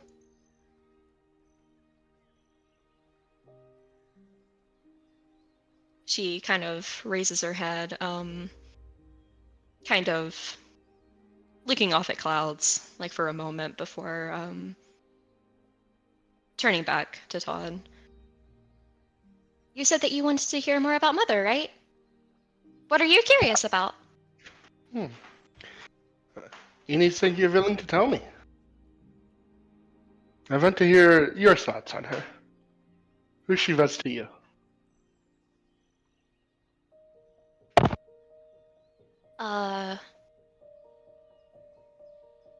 That's a lofty question. uh,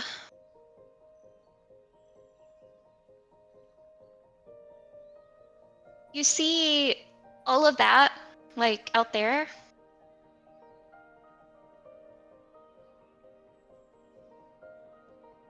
All of that and more is what she was to me.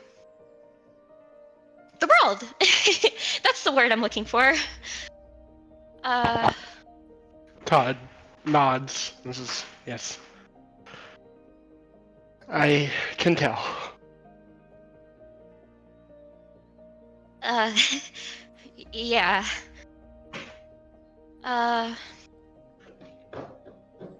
Truly she was more beautiful than even any of this, though. Where to begin? Well, I mean, I feel like you could ask anyone who knows her, and they would say she was, of course, powerful and strong and a person of... someone who seems confident, someone who seems capable. I feel like to other people, she always tried to remain somewhat distant. Like, an air of mystery, I guess. Like, you know, but I knew her, I would say, pretty well. I mean, I never left her side for all of my life. She was a lot sweeter and more gentle than I feel like people probably realized. We would... that thing I do in woods where I point out all the animals, we would always do that with each other. Of course, she's seen the animals like so many times. I mean, I have too, but they never stop being cool. We would always, play a game of like who can spot them first and stuff, which was almost always her, but yeah. I suppose I still have the habit of doing that. But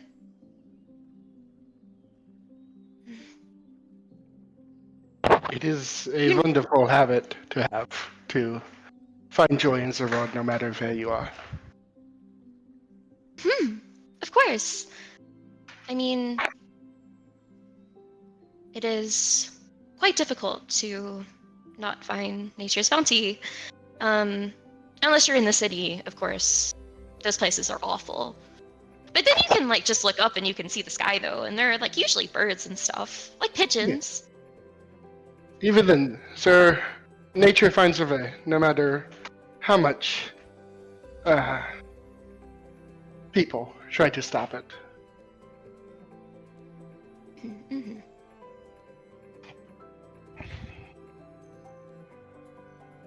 You know about ocelots, right? They're like jungle cats. Indeed. I guess you could say Mother looked. She gives a sly grin. An awful lot like an ocelot. Todd laughs. I see. There were many ocelots in my home. Yeah! Like. Yeah! Because, Juggle and all that. Oh, wow! That's so cool! I mean, it's honestly kind of crazy that I've never ran into you before. I mean, me and Mother spent a lot of time there. She intentionally tried to be as away from people as possible, though.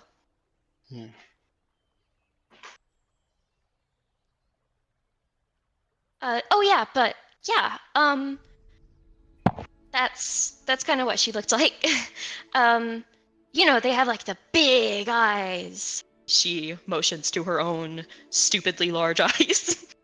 And like, she had the tabaxi ears. You know the tabaxi ears, they're really cute. They're like up at the top of the head. Those are really cool. And then, like, her face was cool. Like, the left side, it was like completely like orange. And like, her eye was like blue on that side. Like, she points at the sky, kind of like that. Or she points in the direction of the ocean. That. And then the right side was like completely black.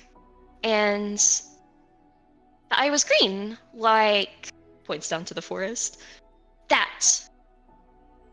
Or I guess the leaf too. It was really cool. She was a tortoiseshell pattern though. And yeah. She sounds beautiful. Very pretty. Oh yeah, absolutely. Yeah. uh hmm. What else to say? What else to say?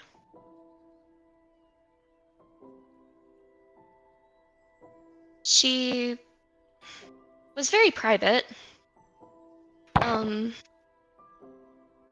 I fear that it is somewhat difficult for me to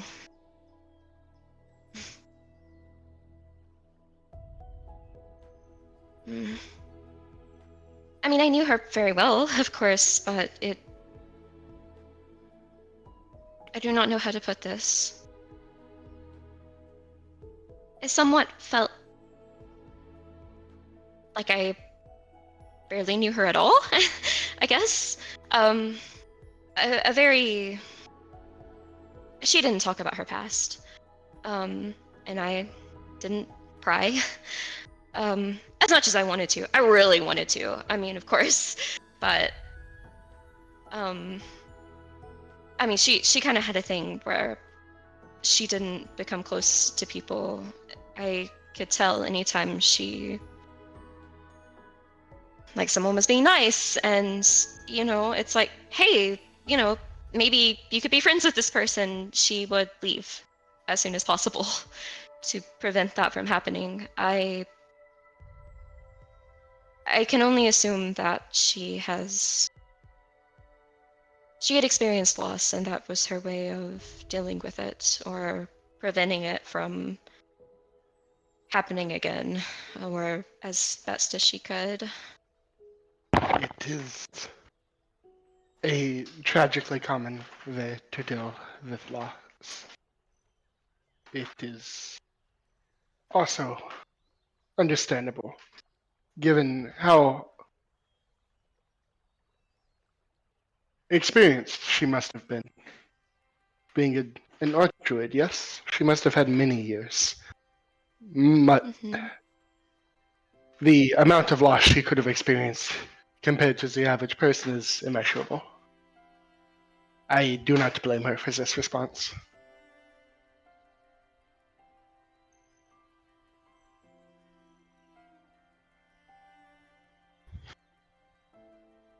I still must admit that I find it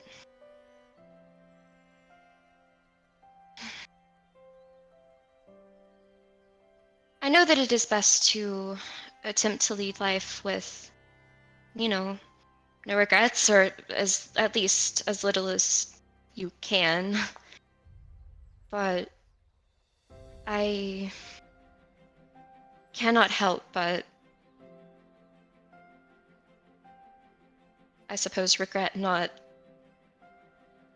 inquiring further about her and her experiences and her life before me. I will not get the chance to now. And that is really disappointing. I mean, there's so many things that probably only she knew, and that is no longer a possibility. The I mean, bonds. imagine if she had had, you know, family or like friends or like, I mean, even like my dad. I probably have no chance of meeting him now. I do not have anyone else to ask. It is unfortunate.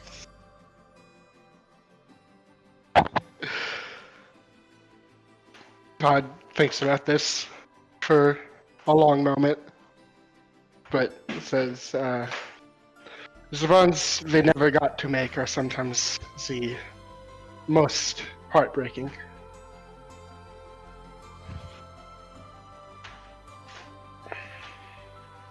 Mm-hmm, mm-hmm.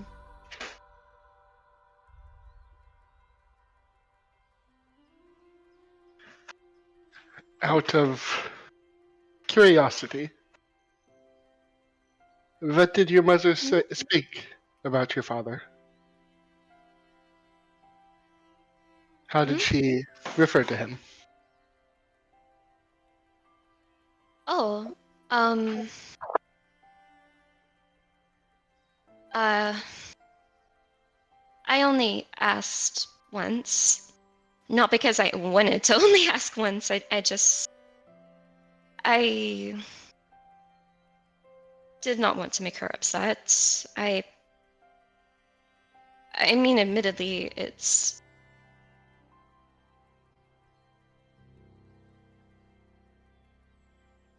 something I've thought about before because, you know, like, yeah, uh,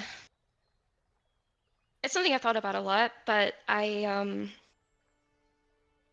wanted to ask, but I just didn't want to press it or anything. So, um, just from the one time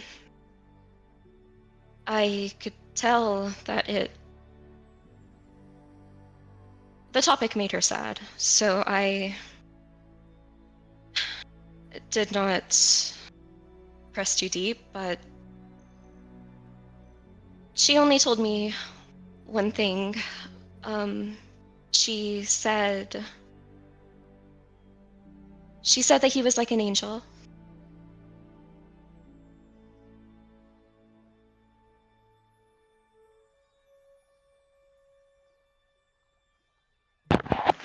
Todd smiles a bit mournfully.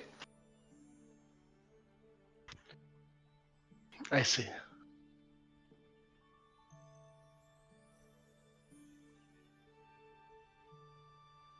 Hmm.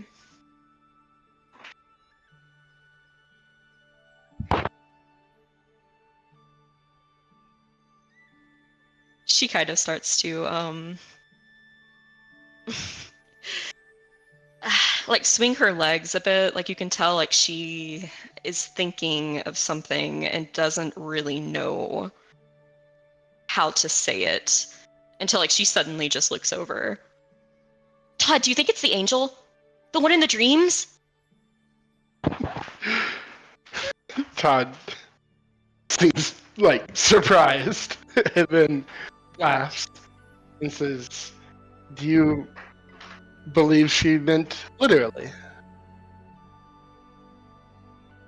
Well, I mean, I thought about it, and like, I mean, they would have to be cool because like Mother didn't do things like that. Like, she didn't have friends, she didn't have lovers. Like, she didn't do that. So like, obviously they would have to be someone really freaking cool. So like, you know, like I thought about it, and like at first I was like, aha, yeah, you know, I mean, she probably doesn't mean literally. But then I thought about it, and I was like, wait, this is Mother. She probably means literally. Well, I mean, I thought about that before, but like I didn't think about it because I was like, you know, Helber, calm down, like you're being silly. But like then, like the dreams out of nowhere, like, what if it was literally? I would be somewhat disappointed though, because why in the world would I not have wings?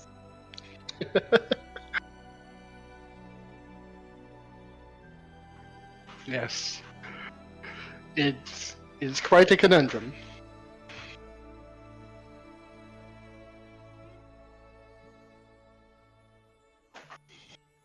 I mean, you know things. Do you think so? Do you think that's them? Should I ask?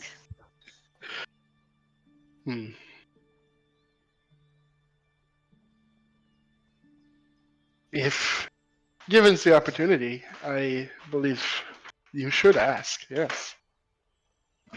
But I would not bet on them being your father. Hmm. I suppose you're right. I'm not angelic enough. This is not what I meant. Hmm? But you do, like, he looks over at Halibor and says, you do lack some defining characteristics of Celestials. I mean this as no offense. I find you to be quite beautiful, more beautiful than them in your own way.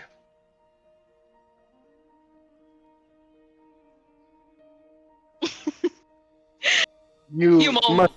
You must share qualities with your mother.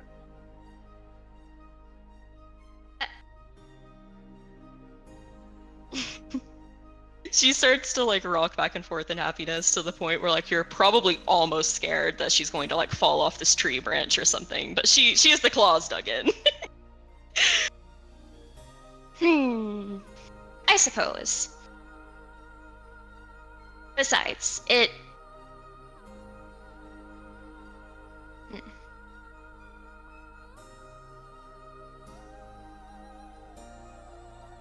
You're right. You're right. I shouldn't ask. They would probably be like, "What the heck are you talking about?" And then it'd be really awkward, and then they probably leave because I creep them out. So I probably shouldn't do that. I should probably just keep it to myself and accept my life of forever wondering. Tori's trying really hard to get me to talk about it. Not necessarily. So defensive. Damn. That was adorable. I'm not fucking doing anything, alright? I'm not fucking doing anything, alright? I don't know what the fuck you're talking about. Sure. I'm not fucking Yeah. doing anything. I'm just fucking playing the character. I don't know what the fuck you're talking about. You're right. Helibor's really trying to get Todd to talk about it. Yeah. Me? Think this would be a cute moment? No. Mm-mm. Not me.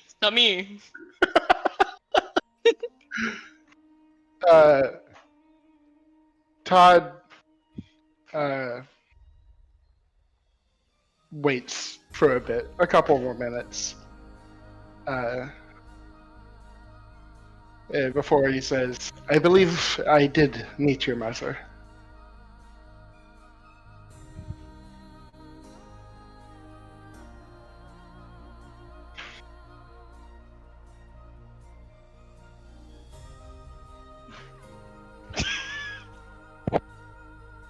There's like the longest beat of silence that has ever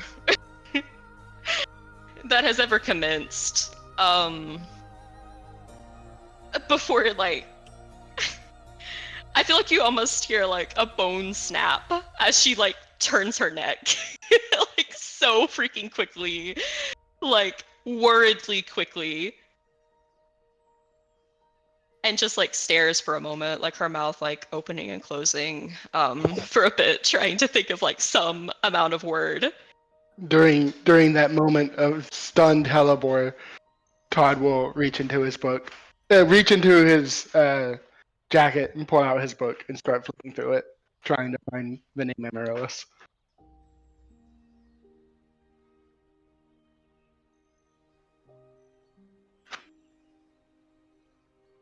It takes her a moment, but she finally manages to remember how to speak a language.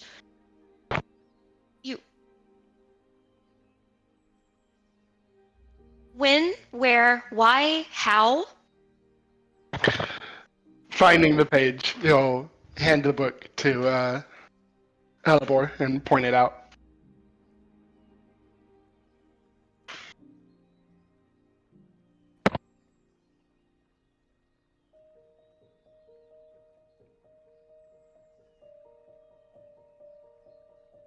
She just stares in absolute stunned, absolutely fucking stunned. Before just like looking back. You. When? Where? Why? How? It was, I believe, around 90 years ago. Almost a century. It was before I met Margaret. I was wandering the Callous Kingdom alone, trying to keep to myself, not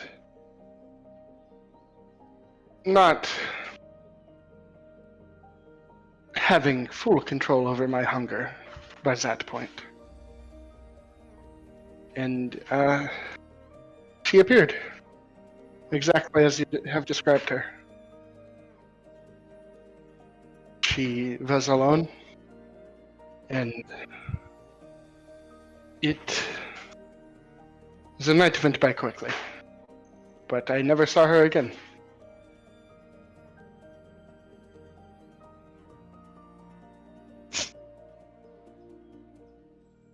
I'm trying to decide how dumb Hellebore is going to be right now. She's like, oh, what? That was a coincidence 90 years ago. What the fuck?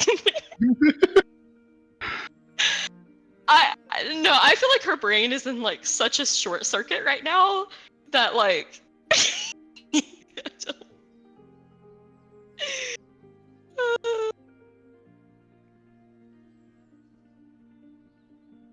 it's maybe like the inklings of like a like ha ha ha ha, but like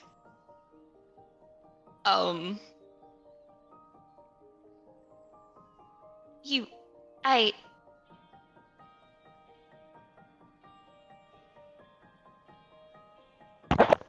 you're sure that was her? She does match your description. And the name was the same. They did exchange names during the night, and of course, this was before I adopted the name Todd. At the time, I mostly introduced myself as Angel.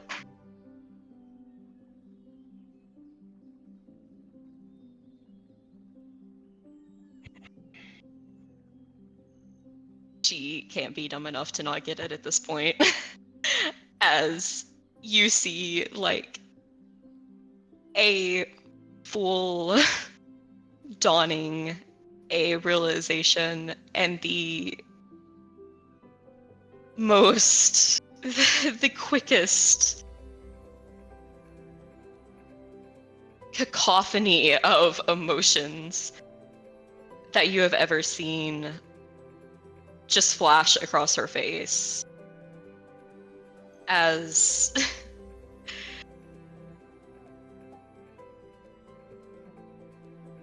I don't feel like her mouth is like closed during the stunnedness of all of this, but it slowly during this closes, and you see her bite her lip and start to shake as you see tears welling and then flooding over.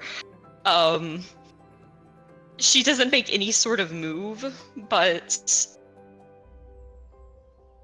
again, she just seems completely stunned and overcome with emotion at the moment.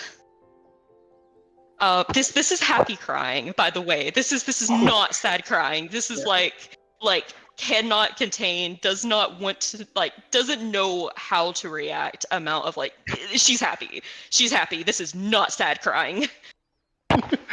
Todd, I don't think he says anything, but he does, like, open up his arm and offer a hug.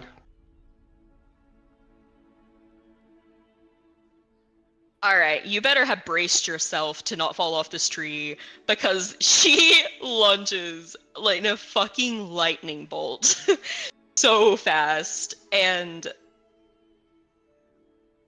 hugs with more strength than you probably imagined that she would be capable of.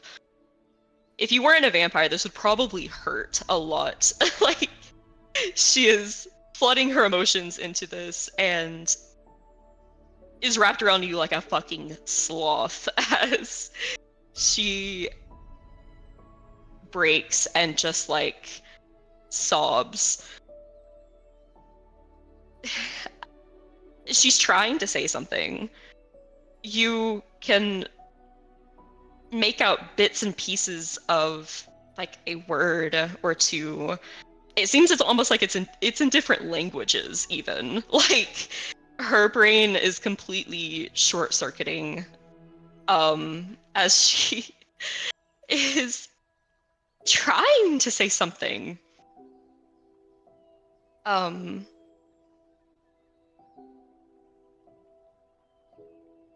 You kind of listen in, and you're able to somewhat make it out. She's saying thank you over and over again.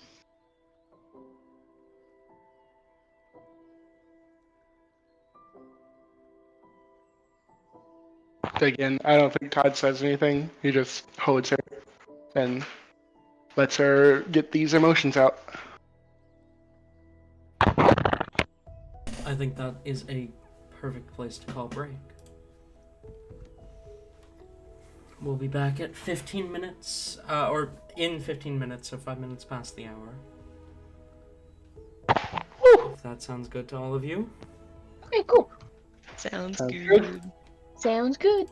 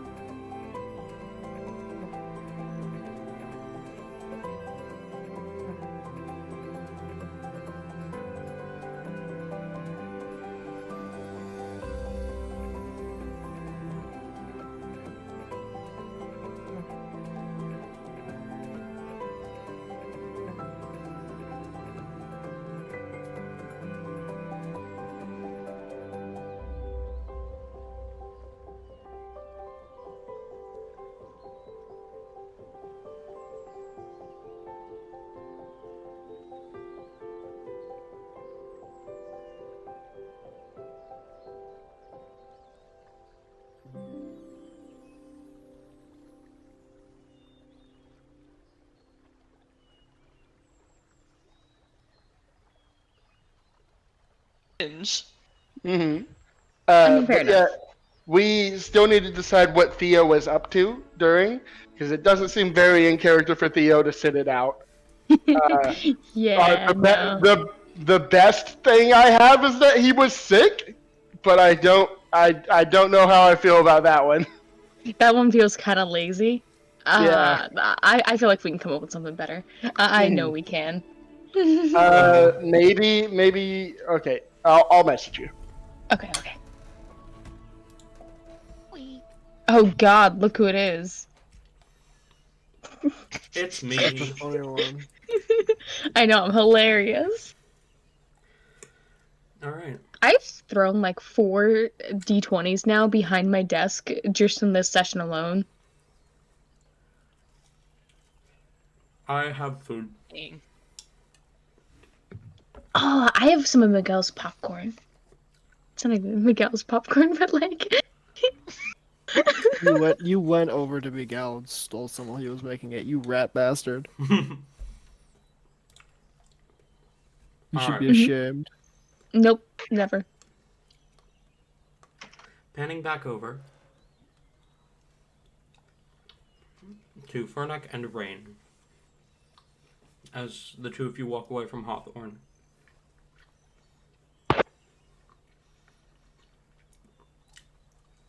Rain, once they get out of earshot, Rain will kind of turn to Fernick and just ask, "So, did you catch what I caught? You thinking what I'm thinking?"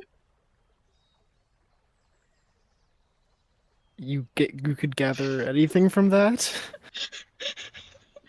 Rain just smiles weakly. Glad I wasn't the only one. For fuck's sake.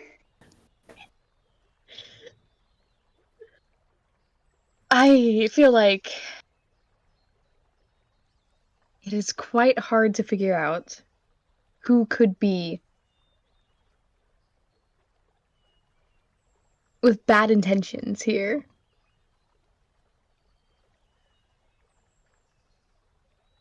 Mm-hmm. So I'm up to suggestions. Anything, I figured have Harbor keep an eye on him. He seems the most suspicious so far. I mean, who the fuck naturally dyes their pants without asking permission first? It's fucked up. What?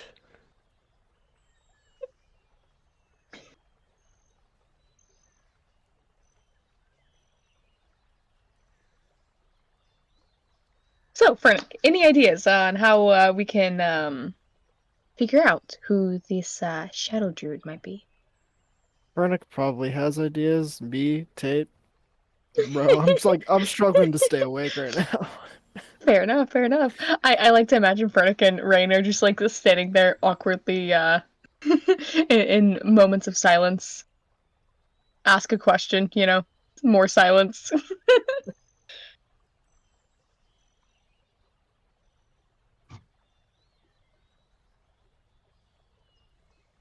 Man, we really are bad at this.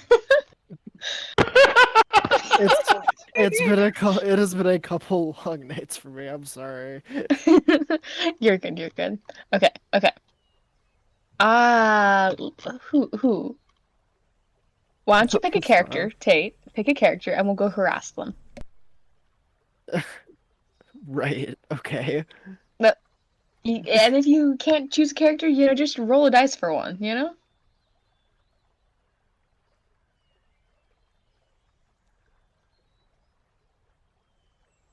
I will note that you two haven't spoken with Basil yet. True. See, I wanted to save the funky hat one for later. Okay, fair enough. But if, that was going to be the When is later? I get bad vibes from the artwork. Oh, From Basil? No way. Look at her. She looks perfectly mentally sound.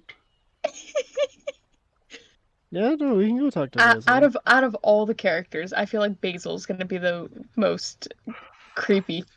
I think she's a red herring, for sure. Mhm. I think either Basil or Link. Basilar Link.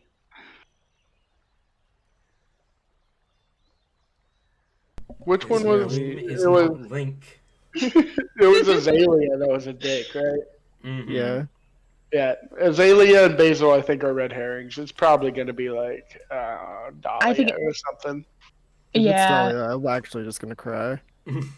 I mean, good father figures in this world? I think not. No, can't have those. Yeah, I mean, look at Todd. Or could Todd just like disappear? Uh,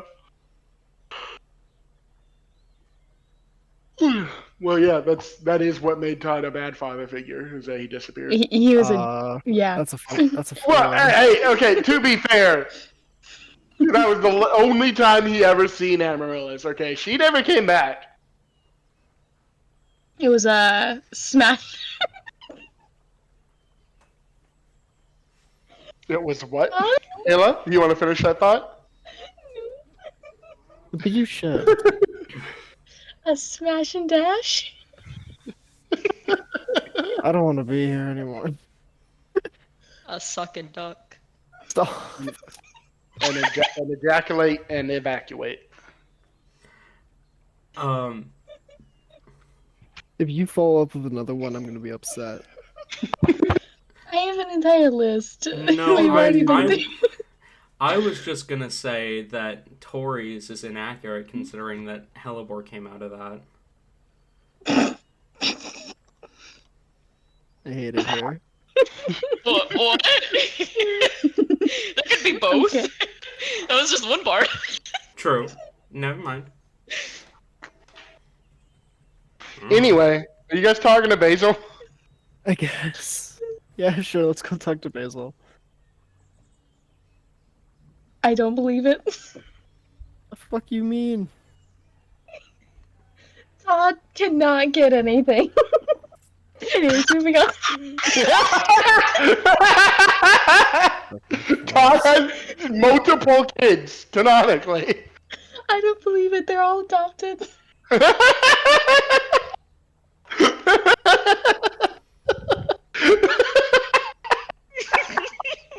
Amazing. I- Okay, I- go on. Go talk to Basil. I envy your guys' energy right now. Can I have some? Sure, you can have all mine. Thank Take you. it, take it, take it, take it. You can have it. You can have it. Okay. I see that the energy transfer is going well. I think she did the wrong thing. She stole more. I'm pretty sure she did, yeah. See, I have people I will go Basil, hang Basil. out with to recharge, and was the one I go to tire myself out more. I can. Oh god. Okay, moving on. Basil. Do you go find Basil? Yeah, Rain would like to go find Basil, only to scream at Basil, yelling at them that parsley's better. I'm joking. I'm joking. Okay. Eventually you find her at the kind of front gate. She doesn't acknowledge you as you approach.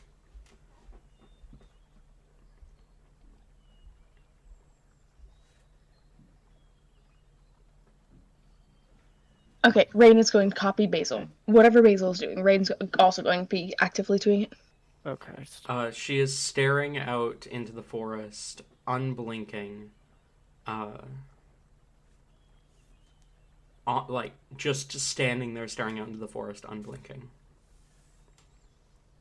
Rain will step up next to Basil and do the same exact thing.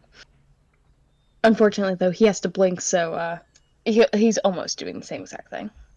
Does he, Just does, he not cr- thinking. does he crouch down so that he's at her height? Yes.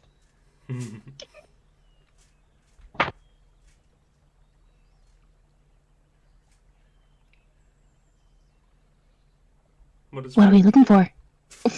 Oh, Rain speaks up. Rain will lean in and whisper, "So what are we looking for?" Threats to the balance. say that again, God? She said threats to the balance. I heard rats to the ballad. Rats. I did too. I did too.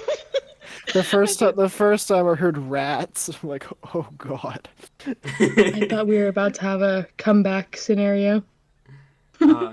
As she says, you, the one with shadows in his heart, Why does everyone say that? foretold your appearance Hmm? in the roots of the heart.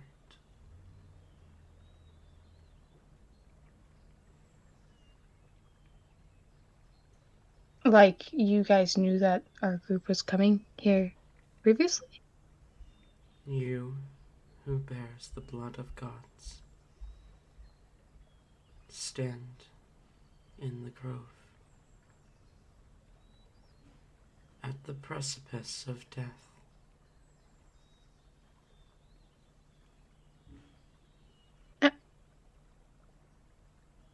Rain's gonna look over to Fernic a little concerned. I don't think anyone's about to die anytime soon, though. I mean, as far as I know, like, half of us are either A, already dead, or going to be living for a very long time. Not your death. How joyful. Hmm.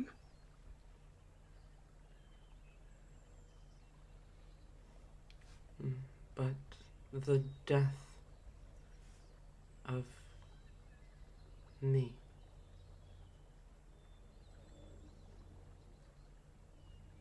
You say you're gonna be dying soon.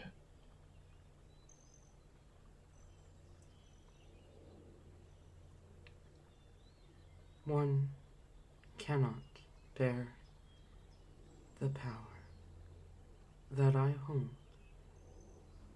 just as one cannot bear the shadows that make you cold.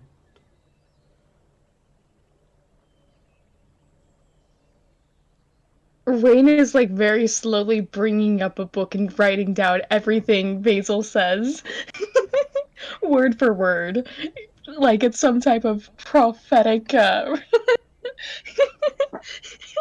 Ryan's about to make up a prophecy and spread it worldwide.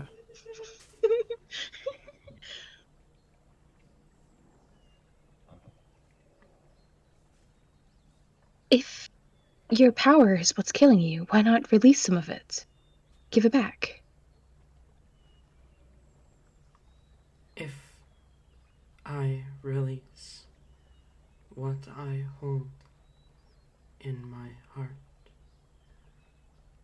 then soon the end of days shall start.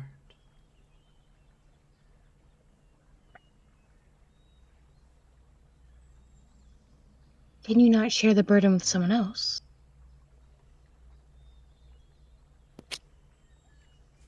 To share a burden halved,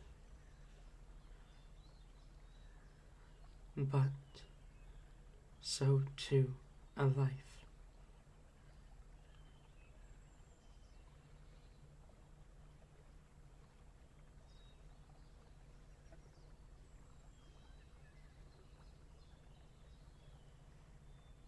Do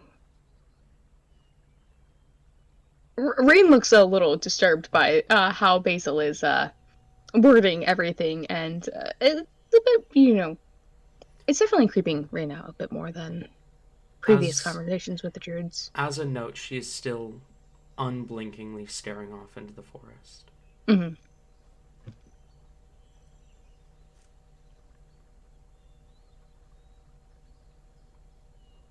Look Rain, around you. My children, everywhere you see.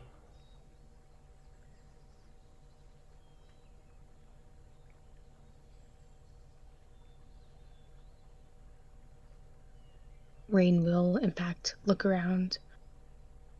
You see nothing other than trees, bushes, animals, nature. How long have you been alive, Basil? I have stood since the dawn of time, watching, waiting, feeding, waiting. I knew the Wicklaren. I was born to the Dryads. I carry the weight of centuries. I have moved further north,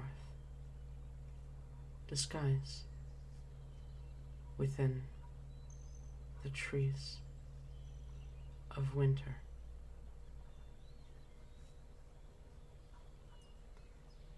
But soon, in the night, a spark of shadow, fear, death, pain, and you at the heart, the burning heart.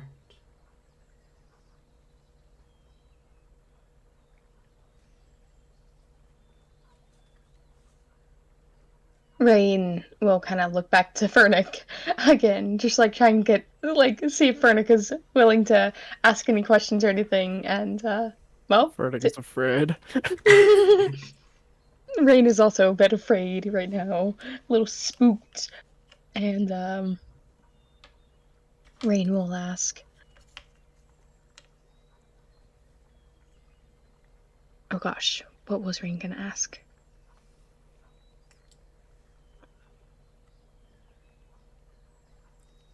Who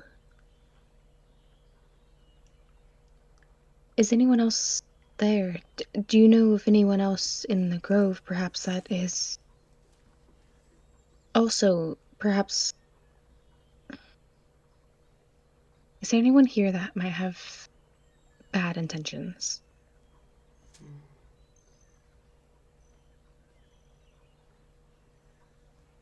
I cannot say. The rot. It's at all corners. Every waking moment. It eats my roots. It takes my soul. How do we get rid of the rot? The rot is found in the heart of shadow. My opposite.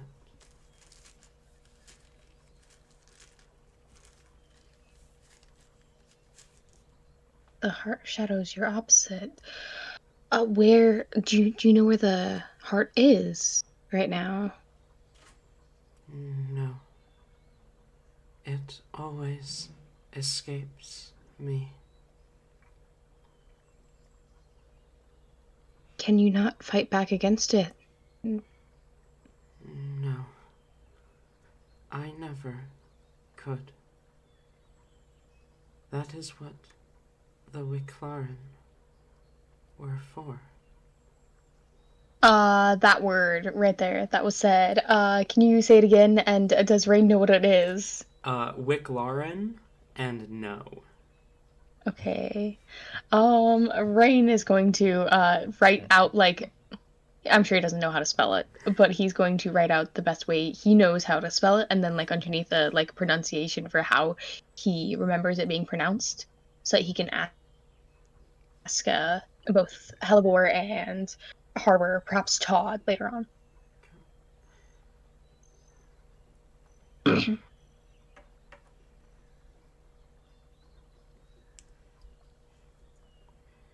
You stand on the precipice of fire, destruction, and love. A choice before you, Ancient One. Soon, the seal breaks. Rain will turn back to Fernic and just say, I'm pretty sure you're being talked to right now, Ancient One.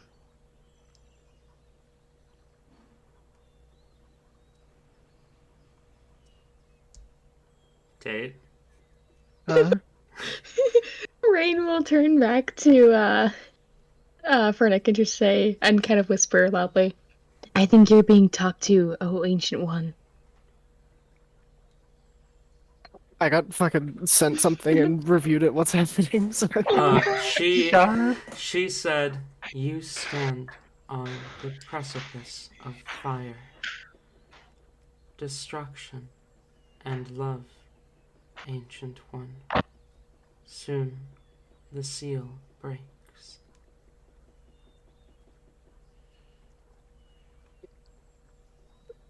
Okay, considering what Ferdic believes that seal will break means, he kind of he like straightens a bit, gets a little more serious, and just like shakes his head, but doesn't really say anything. He's just kind of like muttering to himself a bit. A choice will soon present itself.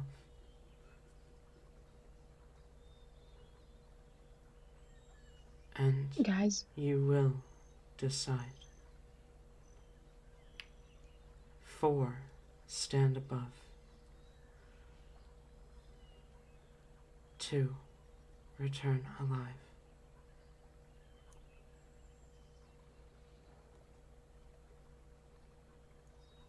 Or none shall survive.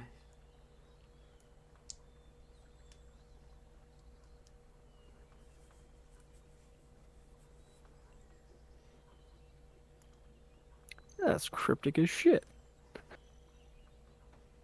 Okay, if the 4 is us, 2 return alive, that's normal for us. So this is good. Yeah, actually, this is okay. perfect. This is regular Okay, odds. guys, my here's the plan. We all switch characters. We kill off these other characters, and then we can just like have the family reunite later on. Okay? Let's just switch characters. DM's trying to put in a prophecy. No way. My character just- slipped down the stairs. Workplace accidents? Anyone?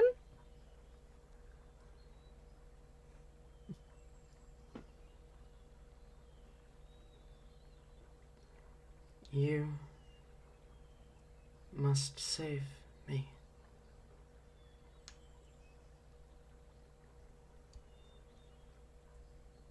I Rain will feel nod. it in my roots. The pain, the suffering. You see, she finally moves even a single muscle in her body as her head slightly adjusts. My sister is here.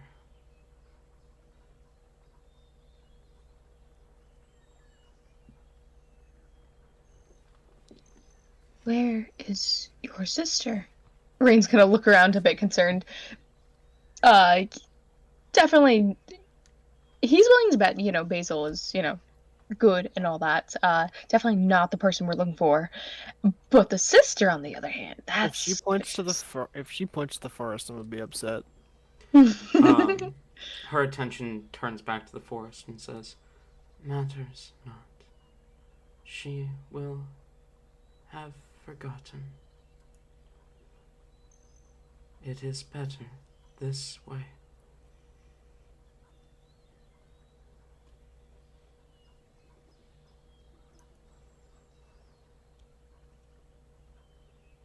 Your sister forgot you. Centuries ago. Why? It is better this way.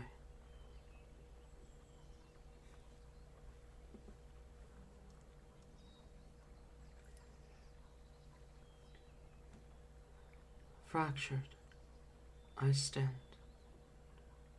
but pain I feel. My roots decay. My We're heart gonna restrained.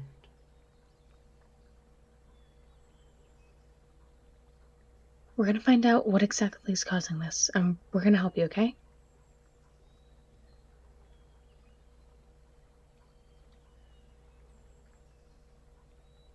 You would not just help me.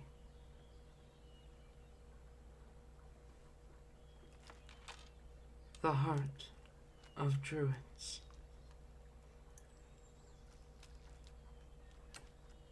will stand tomorrow if I live today.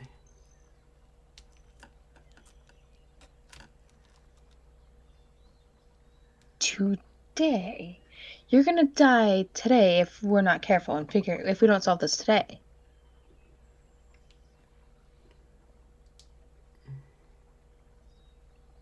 Do not take the words of the heart so much like the words of the mind.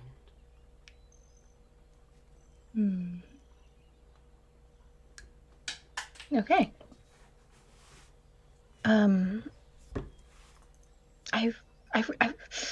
Rain looks like he wants to back away, but he like takes a hesitant step back before moving back into place. I really don't think we should leave you out here all alone, though. I mean, why don't you come along with us, okay? We can keep a better eye on you. It is my job. Well, I mean, Vernick's good at staring off into the Watch forest eerily. the gate. When have I ever stared off into the forest eerily? When have I ever done that? I like to imagine, like, this entire time, Vernick's has just been staring off into the forest. Do And then not Rain. Really? fear. My form is safe. My roots hurt.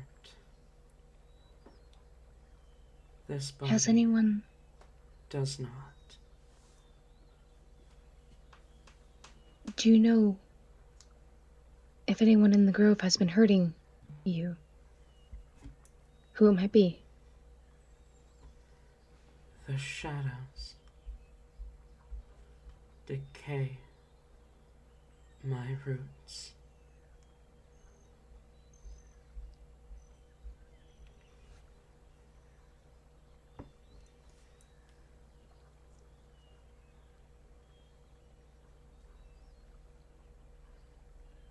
I'm gonna take that as a no, Vernick. What do you think?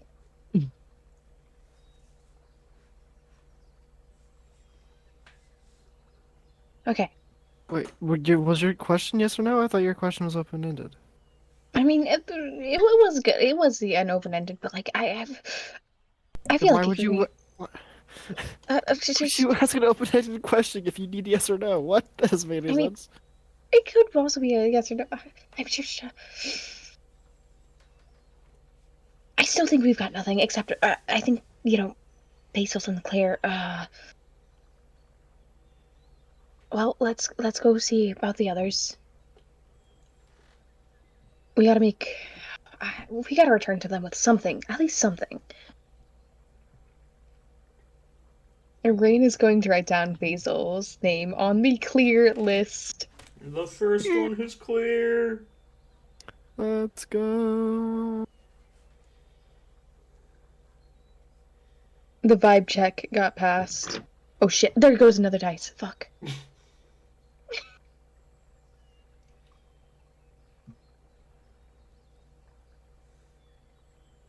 Alright, who next? Who next? I feel like they would walk away from Basil around this point in time. Rain having probably a entire page of prophetic words written down.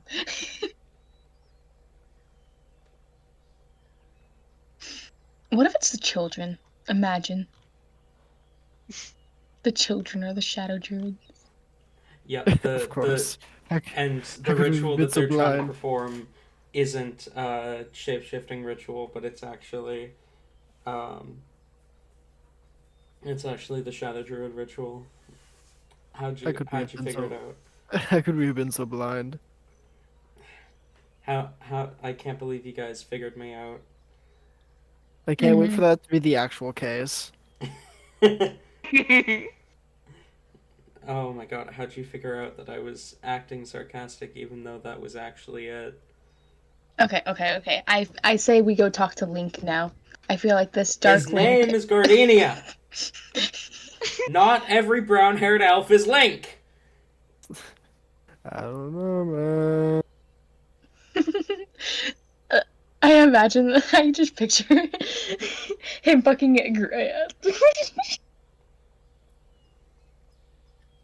Words are hard. Blah, blah, blah, blah. Anyways, we're gonna drop the Link bit for now. We'll revisit that later. Um,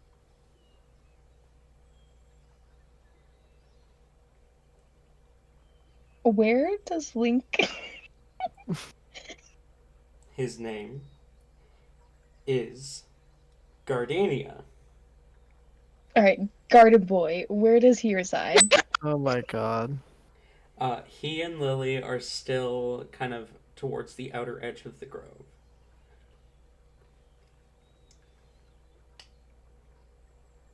All right, I have a feeling he'll be the link in our the missing link in our case. My god! Oh my god! I am going to strangle you and make you disappear for another week! I didn't call him. I didn't call him Link. I just said he might be the missing link in our case. I'm gonna fucking lose it.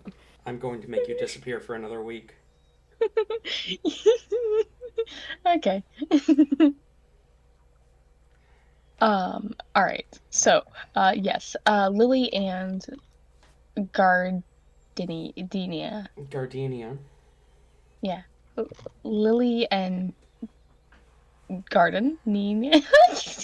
Gardenia. Okay, we're gonna skip that. Anyways, back to the session. You approach the pair as Mhm. Gardenia looks over to you and says, hello again. Hello again. And what may I do for you this time? Lily waves to you. Okay, so crazy question. Basil. I think. Oh, yeah, she's like that.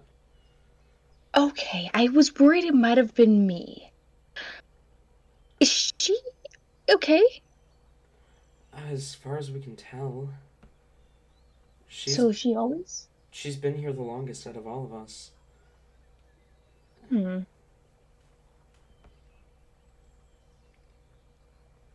But even Jack, who's been here as long as this tree's been here, kind of nods towards one of the trees on the inside of the grove.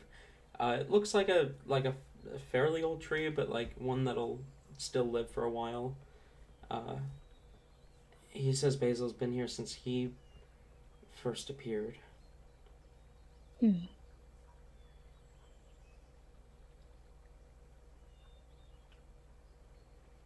How long have you guys been here for? I know you guys. I know quite a few of you move around often. I'm surprised some of you stick around for so long, though. Lily and I have been here for 2 decades. Is that the longest you've ever resided in a grove before? No, not even close.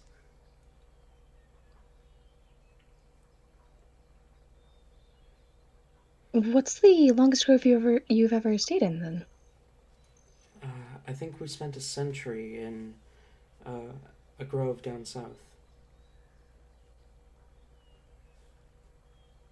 The South Edge Grove? Oh. And do you guys often, well, stick around for that long? I think her and I tend to average 70 years, but I mean, we travel quite frequently for druids. So you think you'll probably be sticking around in this grove for a while, then? Indeed. Hmm.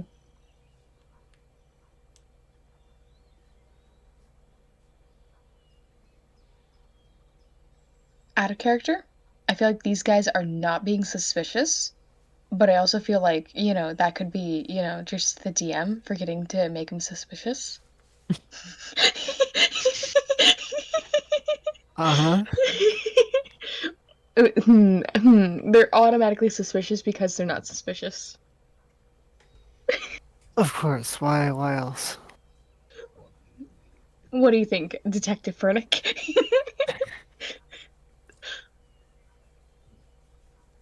I don't know. That seemed normal to me. Ah, yes, because you know all about being normal. I'm sorry. You wanna say what you got in your mind? You wanna say that shit out loud, or do you want to keep insinuating bullshit? Come on, say it with your chest. You. I'm... Okay, okay. Anyway. I'm waiting. And wait a little bit longer, why don't you? Patience is a virtue after all. Go on.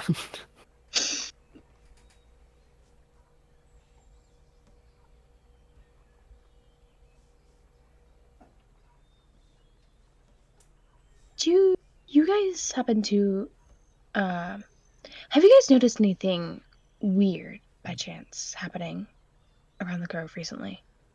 Gardenia kind of raises an eyebrow and says, "Visitors showed up."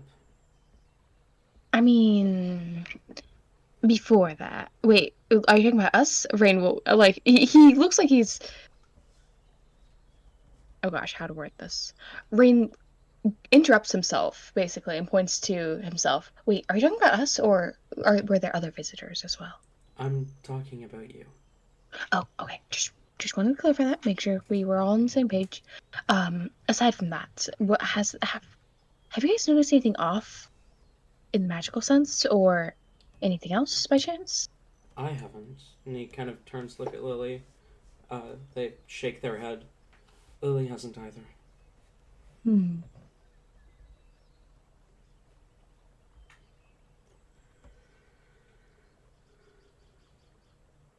Nothing by chance, even with other members of the Grove?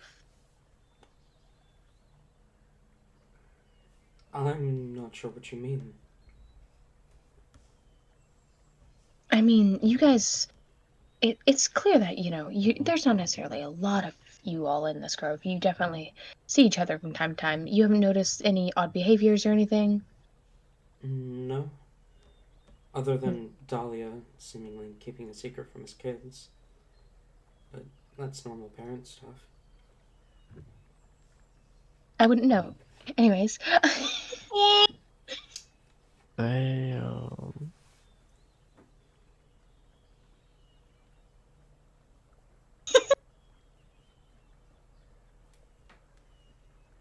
Rain pulls up the journal and just, jots down a couple things, It's very quick, and, he does a small doodle real quick. Okay, so I guess, well, that'll be all then. kind of, a lackluster conversation, but I mean, I wouldn't expect anything else from you. Ooh. Damn. Oh! Jesus Christ. Okay. Holy shit! Calm down.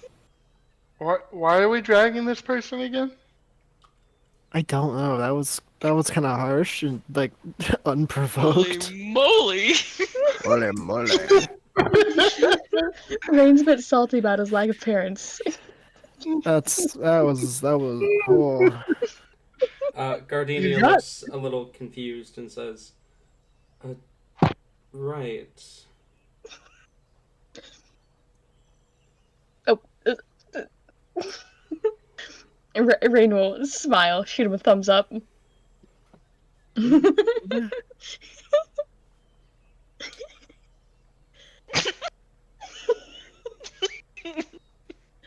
They're probably staring for a bit, a little awkward before, Actually, no, you don't. Fuck it. I'm making Fernic pull them Yeah, out. no, I was about to say that. Like the Yeah, moment no. this happens, like Frederick just like makes Rain bow an apology and then bows himself and then they walk away. I imagine Rain. I imagine for any time Rain does something wrong, Fernic just appears behind him, smacks him upside the head, puts his head down. Yeah, pretty much. It was incredibly rude what you just did. No need to lash out. I wasn't lashing out. It was boring conversation. You could have at least made it a little more thrilling, but no.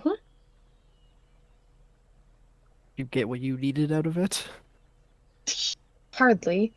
Can anyone get anything out of a conversation like that? It's almost as if It's almost as if they learned from the best. I'm starting to think you have no idea what you're doing.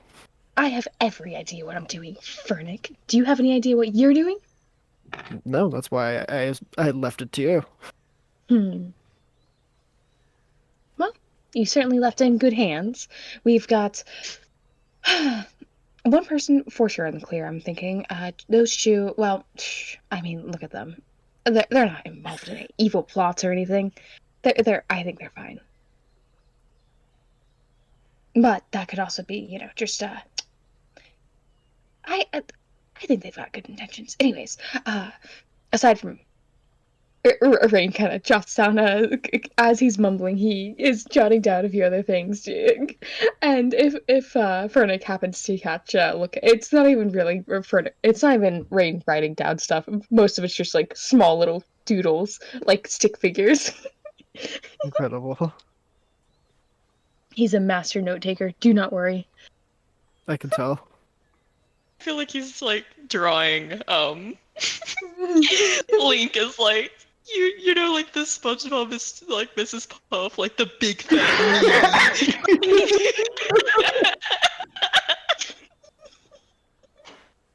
Beautiful. I'm gonna look up plants that start with like the sound link and be like, you should have named them this.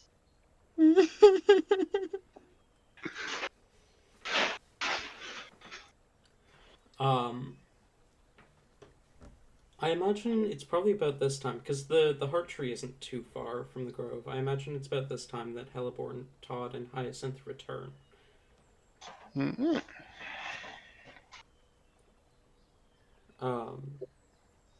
As Basil opens the gate for the three of you. All right. Real quick. I don't have a lot, but like we gotta like we gotta have a little bit of this fallout. Oh, right. Yeah. I honestly imagine this is probably like Oliver would have been fucking crying for like quite a bit. I feel like Todd probably would have like gave up and like picked her up and is probably like going down the tree or something. But she kind of quiets eventually, like in her crying, and kind of gets like a little bit of like a recollection. Just some like quiet like sniffs like from behind. And then like you just hear like eventually,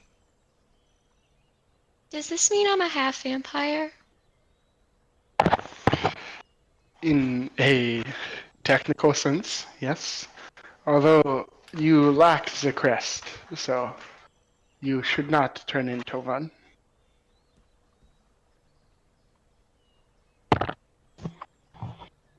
Hmm. It's not possible for people to just get two? No, I am afraid not. Nyx is an enigma, and as far as I know, an exception.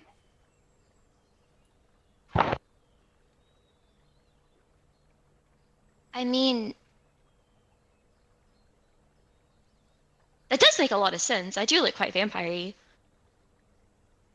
Did you know I was born with fangs? I was not aware. Mother told me. She said it was terrifying. Hmm. Children aren't normally born with fangs. No. None of my other children were. Weird. Indeed. You are a good vid.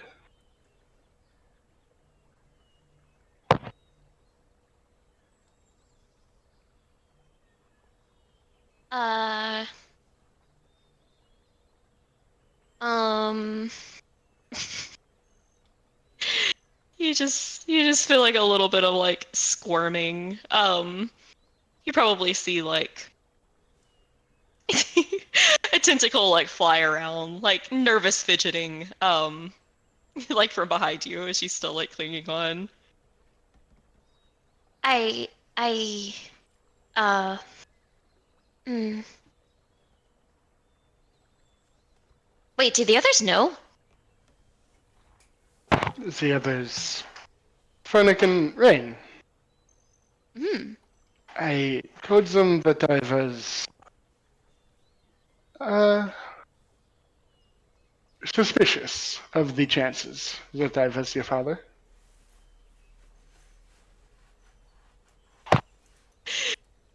Even like hearing that said out loud, like you feel like the worming around again, and like this time like probably like painfully loud, like you hear like the happy giggles starting.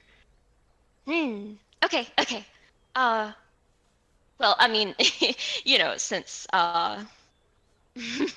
since since that is in fact the case, um, can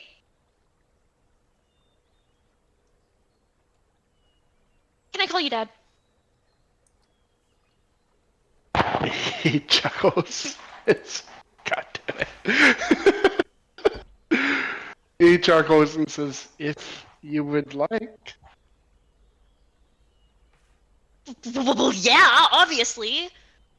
It's okay. I can. Really? I have permission? You do, yes. You probably had to grab onto her as like she like squealing and kicking. I I genuinely think this is the best day of my life. You have Truly. you have a lot of life to live, Elabor. I'm sure you will find better days. I She like pokes her head around. It just like gives like a look. Sell yourself short like that? There's only like two possible best days that I could have, and that would be either, finding out who my mom is or finding out who my dad is, and I already know one of those, and I've already always known one of those. So, I believe I'm gonna call it.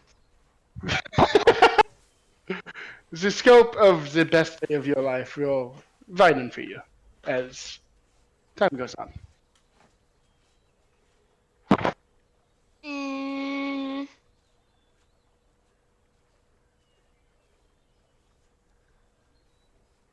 I don't know. I think we can now cut to us arriving to the grove. You return to the grove, and Basil, you see her standing atop the kind of overlook. She does not acknowledge your presence, and does not even look. Just one hand moves, and vines kind of pull the gate up, giving you time to walk through before they lower the gate back down.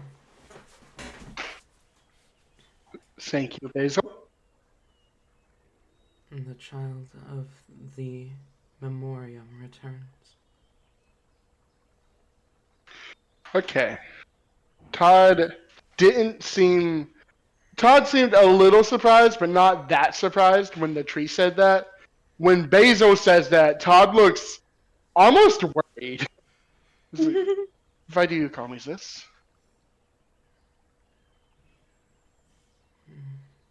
The roots decay. The memories fade.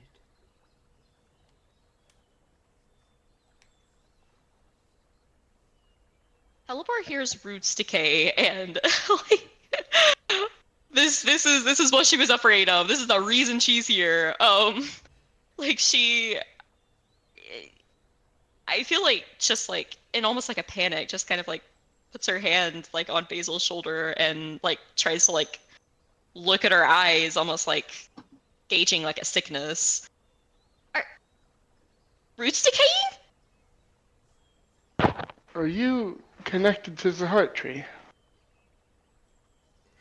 You see a look come over Basil's face. An expression of emotion which you have not seen her show. But it seems almost relieved. As Basil says, "My roots decay. My sister is here. And I watch my true form, unaware of any of this. My soul watches this growth.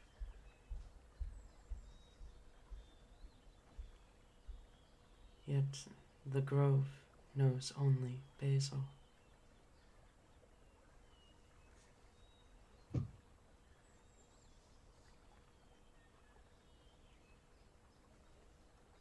My heart screams, for my roots hurt. But my body knows not what is happening."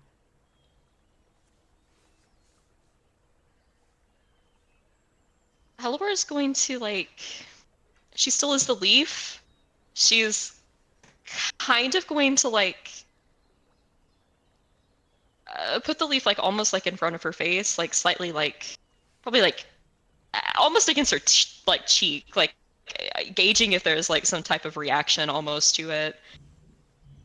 Is this you? You attempt to bind body and soul to no avail. Repair the roots, cleanse the rot, clear the shadows, find the spark. Only then may I survive.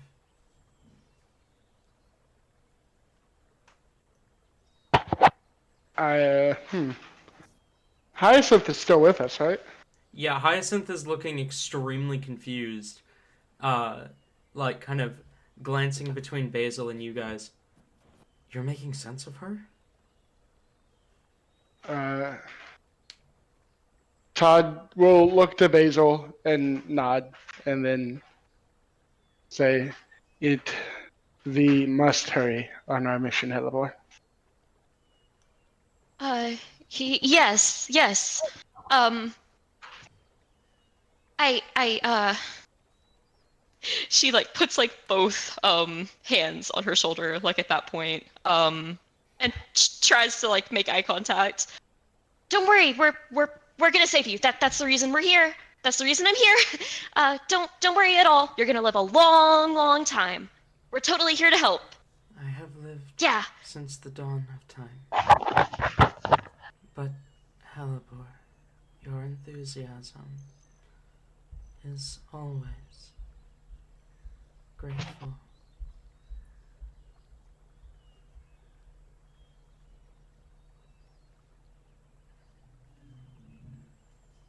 Yes, you've lived since the dawn of time, and you should live till like the night of time. That's a word. That's a word now. I just created it.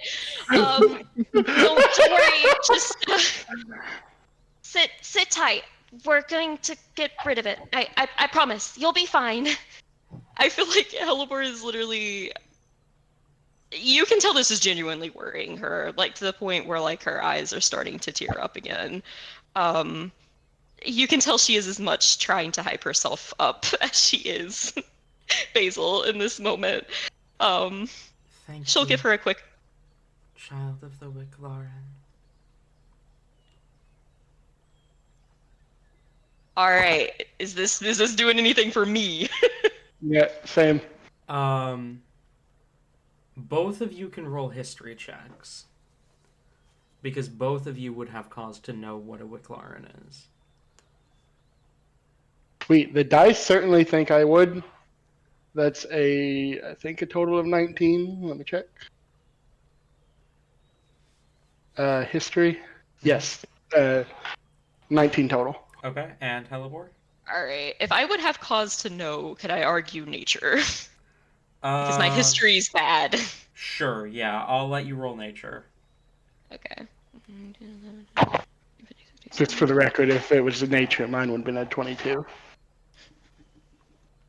I feel like it makes more sense for Todd's to be history. That's fair. It's an 18 for me. Okay. You both hear the term, and it hits you like a sack of bricks. Wicklarens, ancient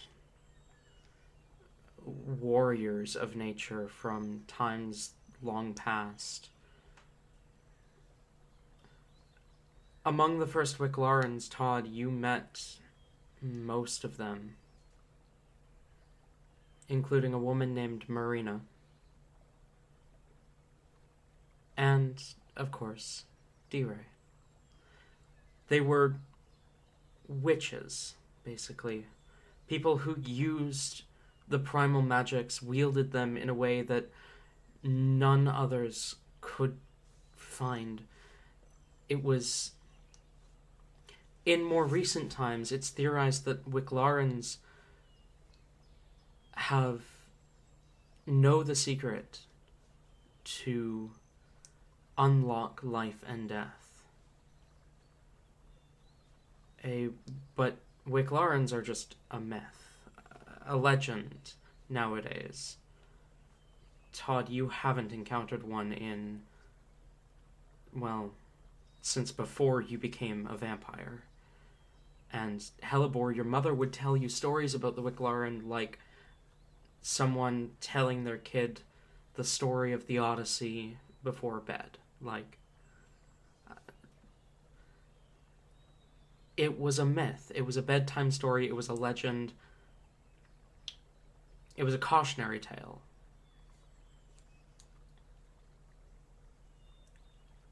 It was said that the Wicklaren would never travel alone, usually traveling with a hot-headed berserker of sorts. But not all Wicklaren would subscribe to this. Stories that you've heard tell of some Wicklaren traveling alone. Todd Marina, for example, traveled alone. And there are many debates about D-Ray, but you're fairly confident that, although some say that maybe Akir had been her berserker, she traveled alone.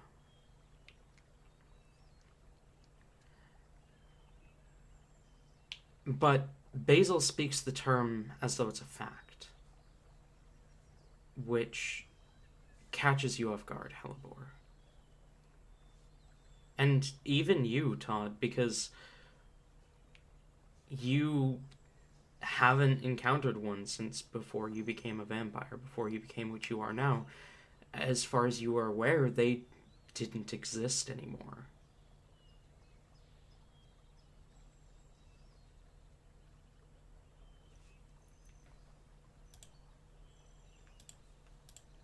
What was the exact context Basil used it in? She said she called Hellebore Child of the Wicklaren. Hmm.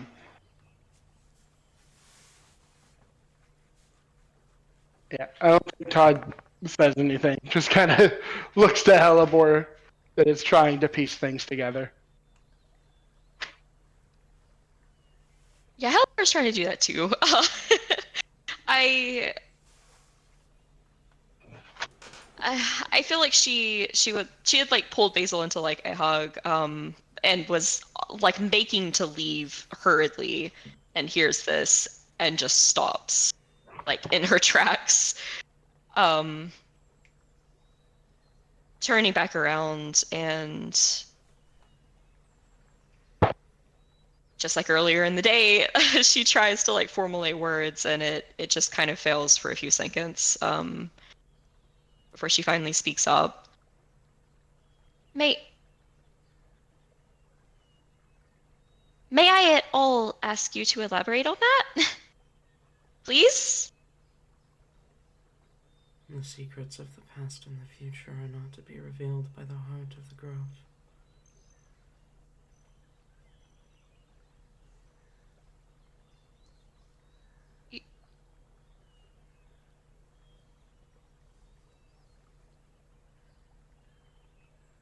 The real.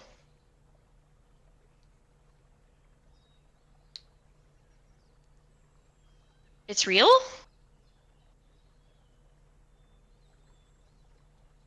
You will find, child, that your definition of real and fiction will be melding together.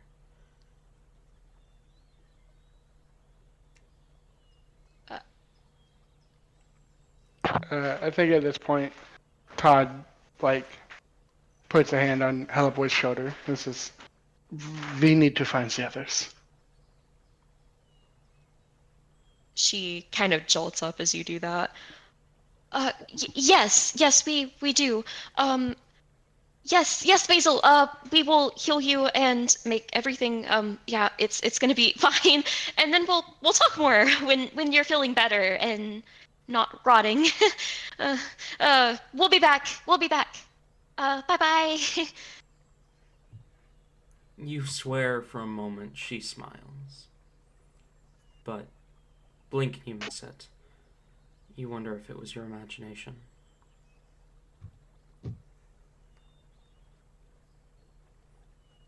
All And right. I know it's a bit early, but how do we feel about ending session there? Dun dun dun. Right before the reunion. Oh god, guys, the grove's about to be attacked. Mhm. Sounds good to me, DM. Alright. So, in that case, thank you all for coming, both viewer and player. And I'll see you all next time. Goodbye. Mwah.